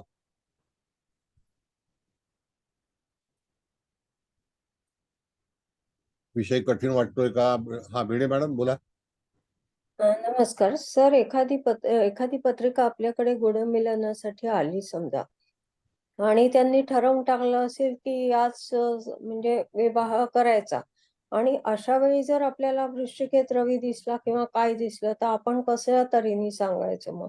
नाही, आपण सांगायचं ठीक आहे, आता तुम्ही जर जमवलंच तर तुम्ही तुमचं बघा. काय गंमत आहे की ह्याच्यामध्ये जास्ती जर हे लावलं तर जातकाला काय वाटतं माहितीये की ह्या ज्योतिषाला काही कळत नाही. पण आपला विषय जो आहे तो फक्त तुमचा अभ्यास व्हावा ह्यासाठी. ही एक स्टडी होरोस्कोप आहे आपली, की त्या पत्रिकेमध्ये या ठिकाणी असे ग्रह असल्यामुळे जातकाच्या जीवनामध्ये अशा तऱ्हेची आंदोलने झालेली आहेत. हा स्टडी केस आहे, केस स्टडी. आंदोलन होऊ शकतात एवढी आपण म्हणू शकतो. बाकी तर आपण काहीच नाही करू शकत ना. नाही, बाकी आता बघा आर्थिक पण होतात अनेक लोकांच्या ह्याच्यामध्ये. तुम्ही जर बघितलं तर वृश्चिकेचे ग्रह असतील तर त्याला आर्थिक पण काहीतरी चुका होतात, नुकसान होतं. मग ह्या सगळ्या गोष्टी घडतातच. अनेक लोकांचे पैसे. हा, बोला. त्यांनी जर ठरवून टाकलं असेल की इथेच विवाह करायचा, असं दोन्ही पार्टीजने हा, ठरवून टाकलं असेल तर आपण काहीच करायचं, मग त्याच्यामध्ये हस्तक्षेप करायचा नाही, असा सल्ला देणं मग बरं ना, न बोललेलं बरं. असा सल्ला आपण द्यायचाच नाही, कारण का नंतर आपण दोषी होतो. ते काय म्हणतात, जमलंय आमचं आणि मग पत्रिका दाखवण्यात काही योग नाही ना, त्याला काही सेन्सच नाहीये. असं होतं. पण तिथे तुम्ही जर समजा पत्रिका जुळवणार असाल, तुमचं लोक मान्य करणार असतील तर त्यावेळेला बाकी तुम्हाला सूचित करणं तुमचं कर्तव्य आहे, नाही का? हो.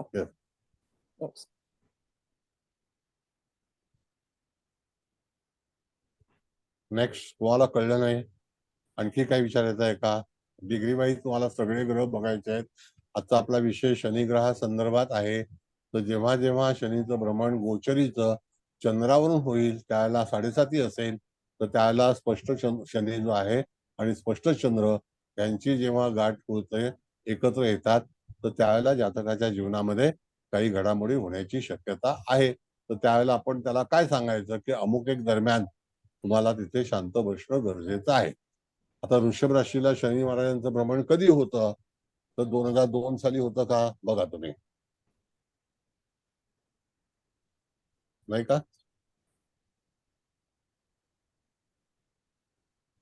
कधी होतं? 2002 साली होतं. आणि आता पण होतं का नाही? आता होणार आहे. 2000 ला होतं सर. 2000 ला होतं आणि 2002 ला पण होतं ना, 2001 ला पण होतं. बघा, एक पॉकेटमध्ये 2.5 वर्ष लागतात मॅडम प्ले करायला. हो सर. मग चंद्र किती अंशाचा आहे मूळ पत्रिकेमध्ये? 20 अंश. 20 अंश, म्हणजे त्या ठिकाणी 25. मग 25 ला 23-20 ला मृगशीर्ष नक्षत्र सुरू होतं. मग 25 ला आपण जर बघितलं तर त्या ठिकाणी सिंह नवमाश आहे. मग तिथे जेव्हा शनीचं भ्रमण होईल त्या दरम्यान घटना होईल. आणि शनीचे भ्रमण होताना एक स्पर्श जो आहे तो 1 महिना टिकतो. कारण शनीचं 1 अंशाला 1 महिना असं त्याचं टार्गेट आहे त्या ठिकाणी, नाही का? हो. बरं, दुसरा भाग असं सांगते वेळी परत सांगतो तुम्हाला की मे महिन्याच्या दरम्यान आपण जर बघितलं तर साधारणतः मे 2001 ची पत्रिका काढा जरा. आहे का कोणाकडे? होय, 2001 मे महिना 15 मे ऑनवर्ड, 15 आणि 7 22, म्हणजे त्या ठिकाणी आपण जर बघितलं तर सूर्य जो आहे तो जून महिन्याच्या 5 तारखेचा बघा, 5 जूनला सर बघा. 5 तारखेला सूर्य 20 डिग्री. हा, म्हणजे 5 जून आहे ना, हो म्हणजे 5 जूनच्या नंतर तिथे तो 25 डिग्री घेणार आहे ना. हो 11 जूनला घेणार ना सर. हा, मग त्यावेळेला घटना, त्यावेळेला शनी किती अंशाचा असेल? 11 जूनला शनी आहे इथे वृषभ राशी आणि 12 डिग्री सर. 12 अंशावरती सर. 12 अंशाला. मग 12 अंशाला आहे तर त्या ठिकाणी पुढचा महिना घ्यायला लागेल. कारण का की एक राशी पुढे गेल्यानंतरच शनी पुढे येईल, त्याशिवाय येणार नाही. शनी अतिचारीमध्ये असेल ना, तर त्यावेळेला तुम्हाला मे महिना सोडून तुम्हाला जुलै किंवा जुलै महिन्यात जावं लागेल. जुलै 2001 बघा, 15 जुलै 2001. हा, 16 अंशावरती सर. मग त्या दरम्यान तुम्हाला असं हे करायचं की ही घटना कोणत्या तारखेला होईल, नाही का? कर्क राशीमध्ये सूर्य हा 15 जुलैला जातो, 15 ऑगस्टला सिंह राशीमध्ये असतो. तर 25 डिग्री येण्यासाठी त्या जातकाच्या जीवनामध्ये ऑगस्ट महिन्यामध्येच सूर्य जेव्हा जाईल, ऑगस्ट 18 ते 20 तारखेला बघा तुम्ही, तेव्हा 25 डिग्रीचा शनी असेल का?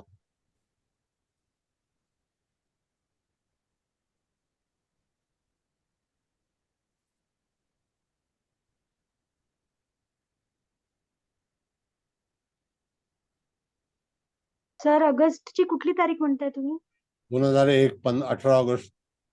00 डिग्री सिंह राशी सूर्य. शनी किती अंश? शनी 90 डिग्री. म्हणजे तो पुढे पुढे जाईल. म्हणजे त्या चंद्राला स्पर्श करण्यासाठी, त्याचा काळ काढण्यासाठी तुम्हाला सीमेतलाच रवी पाहायचा आहे. घटनेचा दिवस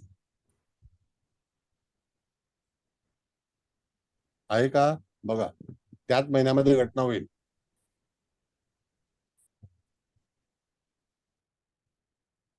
सूर्य ज्या वेळेला सिंह राशीमध्ये जाईल त्यावेळेला शनी वक्री होईल का हे पण बघा. वक्री आहे तिथे?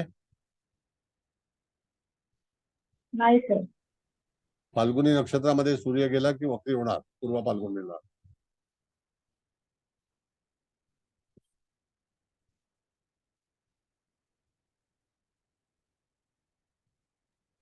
मग दुसऱ्या चरणात आहे. बघा दुसऱ्या चरणामध्ये वक्री आहे. शनी वक्री होतोय सप्टेंबरच्या 26 तारखेला. मग सप्टेंबरच्या 26ला म्हणजे त्या ठिकाणी 21 डिग्रीवरती तो वक्री होतो. उत्तर हस्त नक्षत्र जे आहे ते 21 अंशाला सुरू होतं. हा बरोबर कळलं का सर. 21 असं डिग्री नाही. वृषभ राशीमध्ये शनी वक्री होतोय 26 तारखेला. त्याला सूर्य कुठे आहे? कन्या राशीमध्ये आहे सूर्य का? कन्या राशीमध्ये आहे. आणि हस्त नक्षत्रात आहे का? हस्त तर 9 नक्षत्राची डिग्री आहे. हस्त नक्षत्र 10 डिग्री पासून चालू होणार ना 28 11, तारखेपासून. 10, yes. म्हणजे हस्त उत्तरामध्ये नक्षत्र आहे. पहिल्या चरणात आहे त्यावेळेला. तेव्हा फाल्गुनीला आहे. म्हणजे तुम्हाला तारीख काढताना असा विचार केला पाहिजे की जातकाच्या जीवनामध्ये ज्या काही घडामोडी होतील तर त्या कोणत्या कालावधीमध्ये होतील. कळलं का? मुकेश भाऊ आले. बरं इथपर्यंत कळलं. म्हणजे शनीचं सप्तम स्थानातून भ्रमण होत असताना जातकाच्या जीवनामध्ये फार मोठं युद्ध झालं आणि तिच्या पतीचा निधन झालेलं आहे. तुमचे विचार काय आहेत ते सांगा.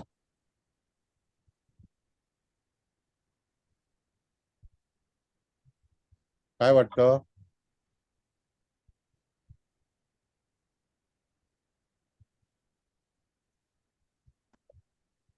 कुठपर्यंत पत्रिका कळली तुम्हाला? सांगा. सर हा बोला. Yes madam. आता म्हणजे आपण आतापर्यंत अनेक वेळा हे कन्फर्म केलंय की स्त्री जातकाच्या पत्रिकेमध्ये वृश्चिकेत रवी आला तर काही ना काहीतरी घडतं. इथे पर्टिक्युलर सूर्य हा लग्नस्थानी आहे. म्हणजे वृश्चिक राशी ही लग्नस्थानी आली म्हणून आपल्याला शनी समसप्तमात आल्यानंतर आणि सप्तमात चंद्रही असल्यामुळे तिला अशा पद्धतीचा वैवाहिक फटका बसण्याची शक्यता आहे हे आपल्या लक्षात आलं. पण समजा आता पुरुषाच्या बाबतीत पण काही ना काहीतरी अघटित किंवा अघटित म्हणण्यापेक्षा आंदोलन हे घडू शकतं. पण इथे एवढ्या मोठ्या प्रमाणात पुरुष जातकाच्या बाबतीत होणार नाही. हे बरोबर आहे का? नाही. आता सांगतो तुम्हाला की तुम्ही अनेक पत्रिका जेव्हा वृश्चिकेच्या चंद्राच्या पहा. चंद्र आणि सूर्याच्या बाबतीमध्ये सूर्य सिद्धांतातले जे नियम आहेत ना मॅडम, तर त्यावेळेला तुम्ही जेव्हा चंद्र वृश्चिकेचा असेल मग तो कितीही अंशाचा जरी असला कधी कधी एखाद्या व्यक्तीचं पटत नाही. आपल्या वैवाहिक जीवनाच्या कार्यक्रमामध्ये आपण सप्तम स्थान गृहीत धरलं होतं. सप्तमात असणारे ग्रह बघितले होते. सप्तमाच्या वरती होणारे कुयोग बघितले होते. तसं ह्या व्यक्तीच्या जीवनामध्ये रवी हा कारणीभूत असणारा ग्रह आहे. आता जर समजा सूर्य वृश्चिकेचा नसता असा आपण विचार केला तर आपण काय म्हटलंय की राहूयुक्त जर रवी असेल, केतुयुक्त जर रवी असेल, शनियुक्त जर रवी असेल तरी सुद्धा जातक स्त्री असेल तर तिच्या पत्रिकेमध्ये वैवाहिक जीवनात आंदोलनं होणार. हे ठाम आहे. हे ठरलेलं आहे. मग ऑप्शन काय आहे? राहू केतुयुक्त, शनियुक्त आणि वृश्चिक राशीचा हा संदर्भ घेणं गरजेचं आहे. सर हे वृश्चिक राशीचं चंद्राचं अगदी बरोबर आहे. एका मुलाचा घटस्फोट मी एका कुंडलीत पाहिला की वृश्चिकेचा चंद्र पटत नाही म्हणूनच झाला. एवढंच कारण. दुसरा आपण विचार करतो मॅडम असं की दशमातला शनी, पंचमातला शनी, लग्नातला शनी. यदा कदाचित काय असतं की कधी कधी असं बघितलेलं आहे की कुटुंबाला तो पोषक नाहीये. म्हणजे जोडीदार संतुष्ट नाहीये. आता ती संतुष्टता आर्थिक पण असू शकते, सामाजिक पण असू शकते, वास्तव्याची असू शकते, नाही का? म्हणजे विवाह करतेवेळी मी एक उदाहरण पाहिलं. एकांच्या पत्रिकेमध्ये दशमात शनी तर त्यांचं म्हणजे तेवढं दोघं जण म्हणजे हे नाही संसारिक कम्फर्टेबल याच्यामध्ये. नाहीये. हा, ही पण एक कुंडली पाहिली अशी. म्हणजे अशा घटना घडतात, तर त्यावेळेला तुम्हाला तिथे शनीचे नियम जे आहेत ते सूर्य सिद्धांताच्या अनुसरून पालन केलेच पाहिजे. लग्नातला शनी असेल, यथाकदाचित वैवाहिक जीवन म्हणजे ऍडजस्टमेंट असतं, दुसरा विवाह असतो, काही प्रॉब्लेम असतात, काही वेळेला विवंचना होतात, कर्ज होतात, प्रॉपर्टीमध्ये पैसे जातात. वृश्चिकेचा हो शनी सर. प्रॉपर्टीमध्ये तुम्हाला लॉस ऑफ प्रॉपर्टी दाखवत आहे, असंही आहे. हो म्हणजे सर. अनेक गहन प्रश्न जे आहेत ते गूढ प्रश्न जे आहेत, कधी कधी बेवारस सुद्धा काही प्रॉपर्टी खाल्ली जाते, आपल्या उपयोगात येत नाही, अगणित काही गोष्ट असतात, असा भाग आहे. हो सर. म्हणजे ज्योतिषामध्ये अनेक गोष्टी जीवनामध्ये घडू शकतात, त्या आपल्याला फक्त संदर्भ वाचता आला पाहिजे, हो सर. नाहीतर काही कळणारच नाही आपल्याला. पण बरोबर. तरी सुद्धा पर्टिक्युलर एखाद्या राशीमध्ये एखादे योग जे आहेत ते तुम्ही पहा. आता आपण म्हटलेलं आहे की सूर्य जो आहे तो तूळ राशीमध्ये नीचेचा आहे, बरोबर आहे की नाही? हो.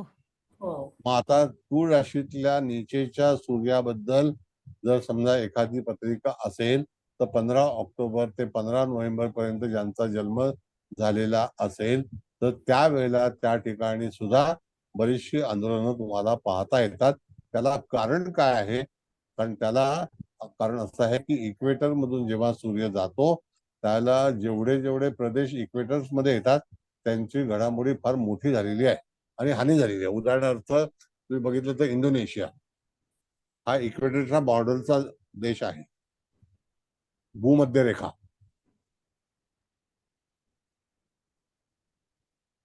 विषुववृत्त हो सर. हे सुद्धा नियम आहेत.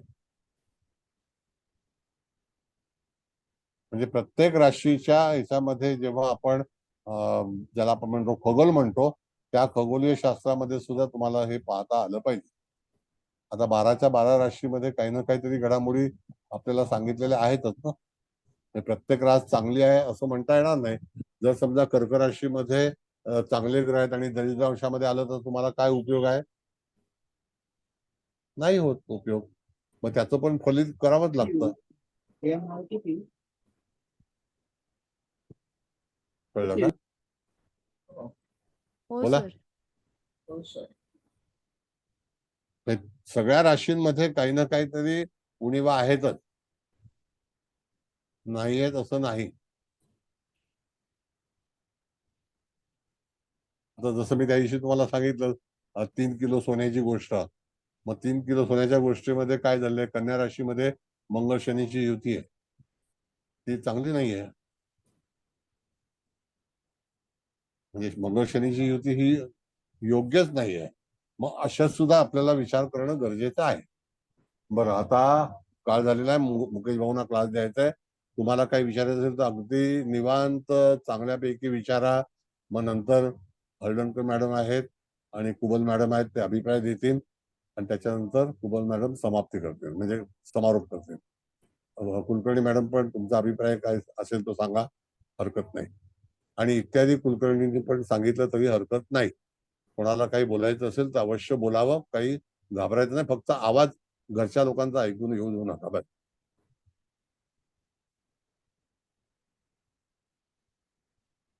बोला.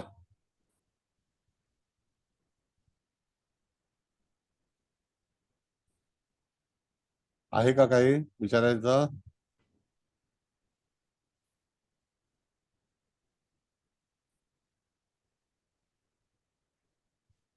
Haldankar sir madam. इथे केतू हा केतू बोला. धनस्थानामध्ये येतो आहे आणि हो. तो त्या अर्गलेमध्ये आहे, तर मग कसं बघायचं? बघा आता याच्यामध्ये असं आहे मॅडम की केतू हा एक त्याग करणारा ग्रह म्हणून सांगितलेला आहे. हो.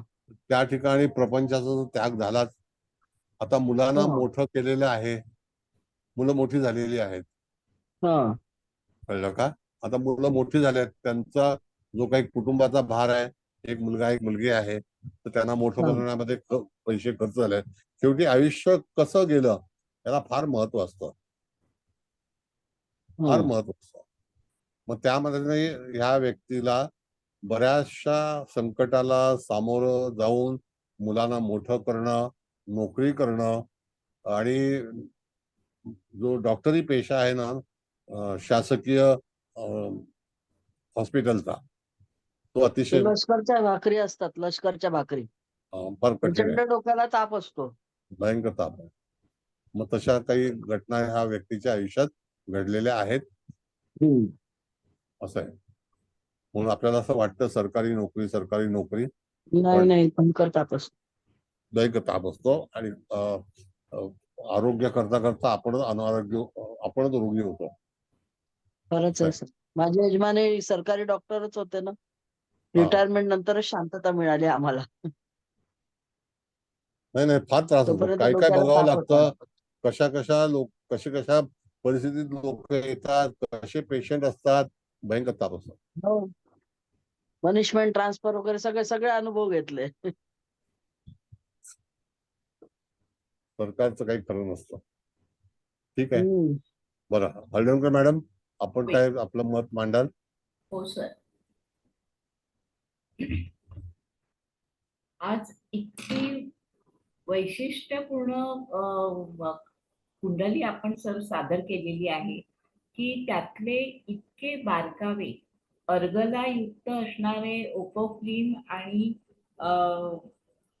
स्थान यांचा एक नव्याने झालेला हे आणि सूर्य सिद्धांताप्रमाणे शनीचं गोचरीने होणारे परिणाम हा आजचा विषय घेऊन तुम्ही पत्रिका घेतलेली आहे. सत्कृत दर्शनी पण पत्रिका खूप चांगली दिसत नाही, पण बुध आणि सूर्य हे लग्नी असल्यामुळे आदित्य योग आहे असं दृश्य दिसत आहे. पण तो आदित्य योग झालाय नाही असं नाही. तिने सायन्स मधून डॉक्टर होणं हे एका अर्थाने तिचं खूप चांगलं कल्याण किंवा तिने चांगली प्रतिष्ठा मिळवलेली आहे. पण शनीची तिथे दृष्टी आहे आणि शनी मंगळ समसप्त, शनी चंद्र केंद्रयोग, शनी सूर्य केंद्रयोग, हे केंद्रयोग सगळे लक्षात घेता पत्रिकेची ढासळलेली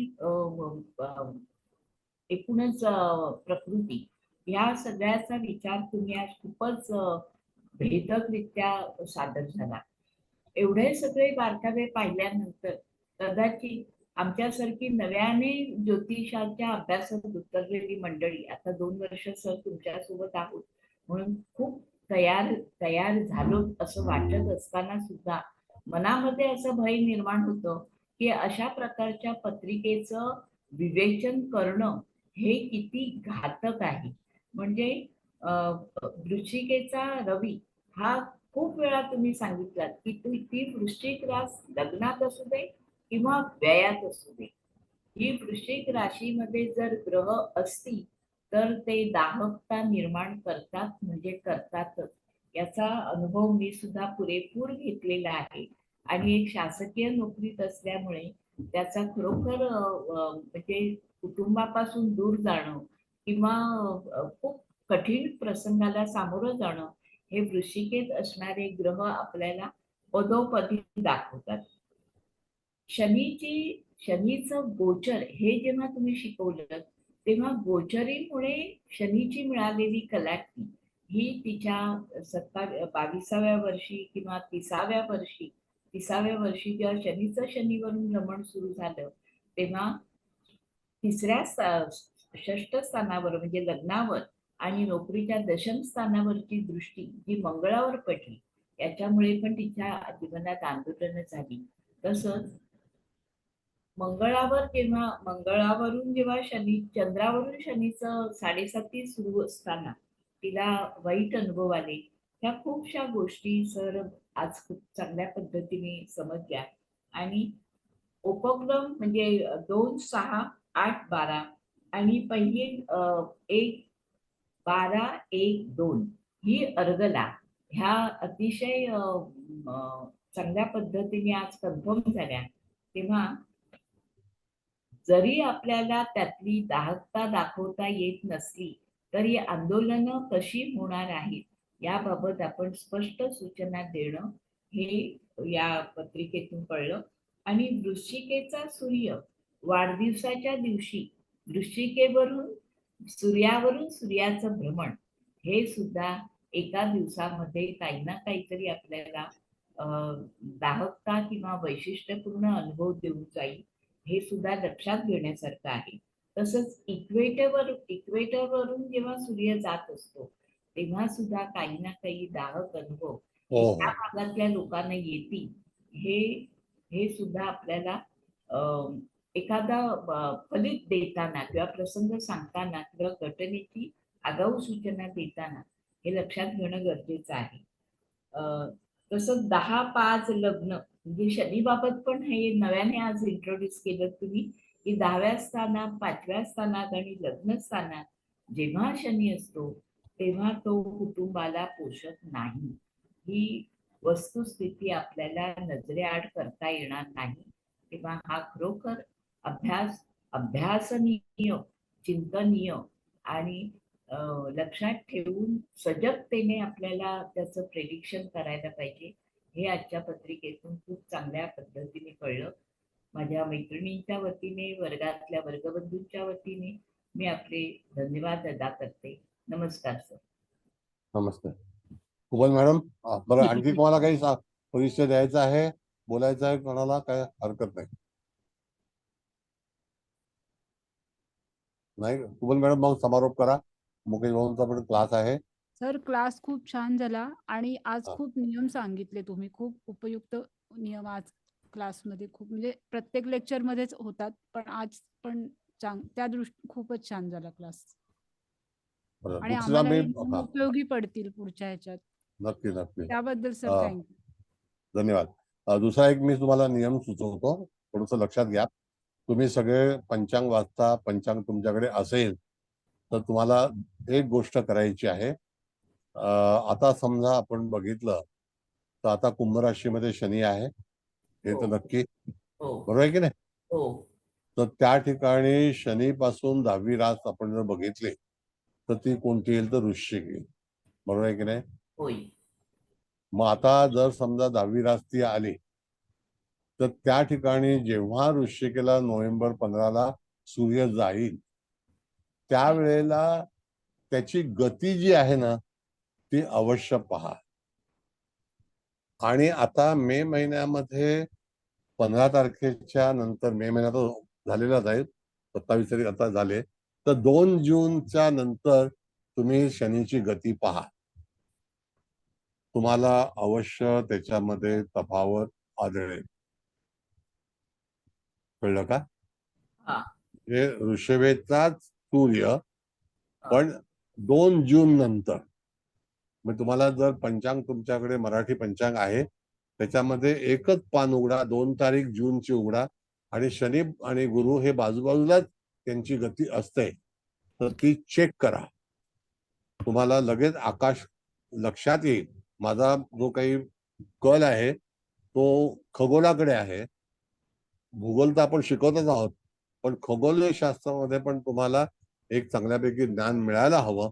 तर त्याकरता ह्या 2 रेषा ज्या आहेत तर तिकडचं अवश्य पहा. मग तुम्हाला त्याची गती जी आहे ती लगेच कळेल. एक तर वृश्चिकेचा रवी, एक तर ऋषभेचा रवी. कारण का, आता शनी कुंभेला असल्यामुळे. कळलं. आणि गुरु, आता गुरु बद्दल सांगतो. गुरु आता ऋषभेला आहे, तर त्याचं केंद्रस्थान जे आहे तर सिंह राशीतला ऑगस्ट महिन्यातला सूर्य. बघा वाक्य परत ऐका. सिंह राशीतला ऑगस्ट महिन्यातला सूर्य आणि त्यानंतर पुढच्या मार्च मध्ये कुंभ राशीतला, फेब्रुवारीमध्ये कुंभ राशीतला सूर्य. त्यावेळेला तुम्हाला गुरुचं जे काही हे आहे, आता पुढच्या मार्चचं सुद्धा पंचांग उपलब्ध आहे तुमच्याकडे. कळलं का. तर ती जी गती तुम्हाला पाहायची असेल आणि ठरवायची असेल तर एकदम सिंपल प्रोसिजर आहे, जे आम्हाला आमच्या गुरूंनी शिकवलेली आहे. आणि ही गोष्ट आम्हाला 1975-76 साली शिकवली होती, गुरु आणि शनी 2 ग्रहांच्या बाबतीमध्ये. बाकी इत्यादी ग्रह जे आहेत ते पुढे जसा जसा वेळ मिळेल तसं मी तुम्हाला सूचित करेन. बरं, आता कुबल मॅडम समारोप करा. होय सर. आता हळदणकर मॅडमने तर खूप छान केलाय. आता काय डिटेल करू की नको तुम्ही सांगा अगोदर, नाही त्याप्रमाणे मी जसं जसं करते तुमची जेवण. नाही हा जसं तुमची इच्छा नाही कारण मॅडम आज सांगा मॅडम सांगा प्लीज. ठीक आहे. सर सगळ्यात प्रथम तुम्हाला नमस्कार. मुकेश भाऊ आलेच आहेत, त्यांना पण नमस्कार. आणि आपल्या हळदणकर मॅडम तुम्हाला पण नमस्कार. छान तुम्ही खूप म्हणजे खूपच छान, अगदी सरांनी जसं सांगितलं तसाच अभिप्राय दिलाय. तरी पण मी देते. मुकेश भाऊ तुमचा क्लास आहे तरी 2-3 मिनिटं घेते फक्त. तर आपण ही जी पत्रिका म्हणजे वृश्चिक लग्नाची आहे, तर आणि तिथे सूर्य आहे, म्हणजे हे विज्ञानाचं लग्न आहे असं तुम्ही सांगितलं. सूर्य असल्यामुळं ती मेडिकल सायन्सला पण गेली, म्हणजे ही कोण जी काही जातक आहे ती. आणि तिला पहिली शनीची कलाटणी, म्हणजे जेव्हा तिचं वय 22 वर्ष झालं 1986 ला, तिला MBBS ची डिग्री पण मिळाली. आपण आता आधी पॉझिटिव्ह शनीने काय काय दिलं ते बघूया, मग निगेटिव्ह ह्याचा विचार करूया. पण मग नंतर जेव्हा तोच शनी गोचरीने 1988-89 ला जेव्हा म्हणजे दुसऱ्या स्थानातून म्हणजे धनस्थानातून जात होता, तर तिथे केतू आहे. आणि तशी ती डॉक्टर झाली, म्हणजे ऑब्विसच आहे की तिला घरापासून इंटर्नशिप साठी किंवा काय दूर जावंच लागलं, म्हणजे ते पण झालं. पण तोच शनी जेव्हा गोचरीने 1991 ला तिसऱ्या स्थानात आला, मग त्याची दृष्टी इकडे भाग्यस्थानावर पडली, तर त्या शनीने तिला सरकारी नोकरी पण दिली. त्याच्यानंतर चतुर्थ स्थानातला शनी म्हणजे त्यांनी सरकारी नोकरीशिवाय सरकारी क्वार्टर पण दिलं राहायला. पण आता निगेटिव्ह बाजू बघायची तर वृश्चिकेचा सूर्य तुम्ही सांगितलं स्त्रीच्या पत्रिकेत, तो वैवाहिक आंदोलन करणार, तसे त्यांनी केले पण आहेत. आणि पुरुषाच्या पत्रिकेत बघायचं असेल तर म्हणजे वृश्चिकेचा वृश्चिकेचा चंद्र चंद्र असेल तर बघा, म्हणजे आहे. आणि ते आहे म्हणजे माझ्या पण बघण्यात. पण आता तुम्ही कसं अगदी खूप म्हणजे काय हा सूर्य हा जयद्रथ असं प्रॅक्टिकली दाखवल्यामुळे अजून असं छान कळालं. मग जेव्हा हा शनी म्हणजे गोचरीने सप्तम स्थानावरून गेला, म्हणजे त्यावेळेस तिला ऍक्च्युअली 7.5 लागली 2000 साली. आणि मग साधारण 2001 किंवा 2 ला म्हणजे तिचे पतीचं निधन झालं. म्हणजे एक म्हणजे सूर्याने आणि शनीने तिला चांगल्या पण गोष्टी दिल्या, पण त्याबरोबर तिला म्हणजे हे वृश्चिकेचा सूर्य हे खूप म्हणजे अगदी काय म्हणायचं, हा प्रबळ रूल आपण म्हटला तरी चालेल की हा वैवाहिक आंदोलन करतोच करतो. म्हणजे तर त्यामुळे तिचं सगळं आयुष्यच ऍक्च्युअली संपुष्टात आलं. पण ठीक आहे, 2 मुलं आहेत त्यांच्याकडे बघून तिने पुढे संसार पण केला. तिला म्हणजे सरकारी नोकरी असल्यामुळं तिला राहण्याची तिची सोय झाली. आता तिला काय म्हणतात पेन्शनेबल पण आहे ती. हो त्यामुळं म्हणजे बाकीचं काही नाही. आणि तुम्ही त्या आर्गला तर त्या इतक्या छान समजलं. मागच्या पत्रिकेत तसं मी म्हणाला आज म्हणजे मी काय हे वेळ घेते तुमचा, ती मागच्या पत्रिकेत पण मला वाटतं ती स्त्रीच जातक होती. आणि ते इतके सगळे आत्माकारक पासून दाराकारक पर्यंत, म्हणजे त्या महाभारतातल्या अभिमन्यू सारखीच तिची म्हणजे अवस्था झाली होती. म्हणजे त्या आर्गेला आता छान कळाले. इथे पण म्हणजे दशम स्थान, प्रथम स्थान आणि दुसऱ्या स्थानात झाली आर्गेला. त्याच्यानंतर दुसरं आणि 6वं, आणि इकडे 8 आणि 12 ह्या पण आर्गेला म्हणजे झाल्यात. पण असं वरवर बघता नसतं लक्षात आलं. पण तुम्ही इतकं छान शिकवलं. आणि ते भावमध्यातनं जाताना ते तर मला इतकं छान, म्हणजे हा भावमध्य म्हणजे मी ऐकायची बरं का, पण इतकं नव्हतं. म्हणजे इथे आपण महिना आणि एकदम अगदी म्हणजे व्यवस्थित छान प्रॅक्टिस झाली. की आता कसं आम्हाला सारखे पटकन ते मोबाईल काढावं लागतं, हे तुम्ही कसं म्हणजे मुखोद्गत आहे तुम्हाला, तेवढं व्हायला फार वेळ नाही. म्हणजे पुढचा जन्मच आता, कारण किती दिवस शिल्लक राहिले माहित नाही, पण तरी करू आम्ही. पण म्हणजे अगदी डेट सुद्धा काढता येते. कशाला त्या दशा आणि महादशा, म्हणजे असं म्हणायचं की ते ठीक आहे, असं मला कॉमेंट्स करायला नाही, म्हणजे तसं माझा स्वभाव पण नाही, नकोच त्याच्यावर बोलायला. पण म्हणजे इथं इतकं आपण फक्त त्या भावमध्यावरनं तो महिना तर महिना, आणि शिवाय ती डेट पण इतकी छान काढू शकतो त्या सूर्याच्या पण भ्रमणाने. म्हणजे खरंच सर इतकं म्हणजे सुपर सुपर सुपर कोटी टाइम सुपर ऍडव्हान्स क्लास झाला. आणि त्याच्यासाठी आमच्या सगळ्यांतर्फे तुम्हाला कोटी कोटी धन्यवाद आणि कोटी कोटी आभार. Hats off to you and your divine soul. Huge gratitude, huge gratitude, huge gratitude sir. Thank you, thank you, thank you. धन्यवाद आणि धन्यवाद. म्हणजे खरं हा शब्द पण नाही, पण माहित नाही आता काय इतके नाही ऋण इट्स आहेत ओके. सर आमच्यावर तुमचे. पण तरी जेवढे शक्य आहे ना, आता त्याची तर हे नाही होणार. पण म्हणजे मीच काय सगळेजण आता जातक आला ना तर तुम्ही इतके टूल्स दिलेत ना, तर कुठल्या ना कुठलं टूल वापरून आम्हाला म्हणजे त्याची ऍटलिस्ट समस्या काय, तो ऐकतो नाही ऐकतो तर त्याची हे, पण आम्ही अगदी परखडपणे सांगू शकतो. आता हे पण तुम्ही वृश्चिकेचं सूर्य इतकं म्हणजे बिंदास, काय त्यांनी शिवाय द्यायच्या जातकाने देऊ द्या, सांगणार म्हणजे सांगणारच की हे अजिबात ऍडवायझेबल नाही म्हणजे नाही. बस थँक्यू थँक्यू थँक्यू. अनेक लोकांची आयुष्य मॅडम हो ना. काय विधिलिखित आहे, आपण काय करू शकत हा नाही. नाही करू म्हणून तर त्याला विधी लिखित ना, आपण सांगणार समोर खड्डा आहे पण त्यांनी जाऊन जर त्याच्यात उडी मारायची हेच त्याचं विधी लिखित आहे तर इट्स काय ओके ना. करणार, यू कांट हेल्प इट. फक्त आपल्याला हा अभ्यास आहे, तुम्हाला इथे इन्फॉर्मेशन मिळू द्या. तुम्ही हो. आता या लहान लहान मुली आहेत, हो ना. मला तर त्यांच्याबद्दल जास्तीत जास्त अपेक्षा आहे की हो. त्या विद्वान होतील पुढे जाऊन. आणि इथे हम्म. जी काही मंडळी आहेत तर त्यांना एक पत्रिका उलगडण्याची किंवा पत्रिका सांगण्याची हो. कला अवगत झालेली आहे, होय. हेच समाधान आहे. हम्म. आणि असंच पुढे जा आणि काम करा चांगल्यापैकी, तर हरकत नाही. आता मी मुकेश भाऊंच्या हातामध्ये क्लास सोपवतो. सगळ्यांचे धन्यवाद मानतो आणि असं येत राहा. उद्या परवा आपला क्लास आहे एंजल्सचा, तो आहे पार्ट 1, नंतर पार्ट 2 घेणार आहोत आणि शनिवारी कदाचित एखादं लेक्चर घेईन मी, ते बिझनेस रिलेटेड असेल तर त्याच्यावरती आपण चर्चा करू. तर हरकत नाही. मुकेश भाऊ तुम्हाला ऍडमिन करतो.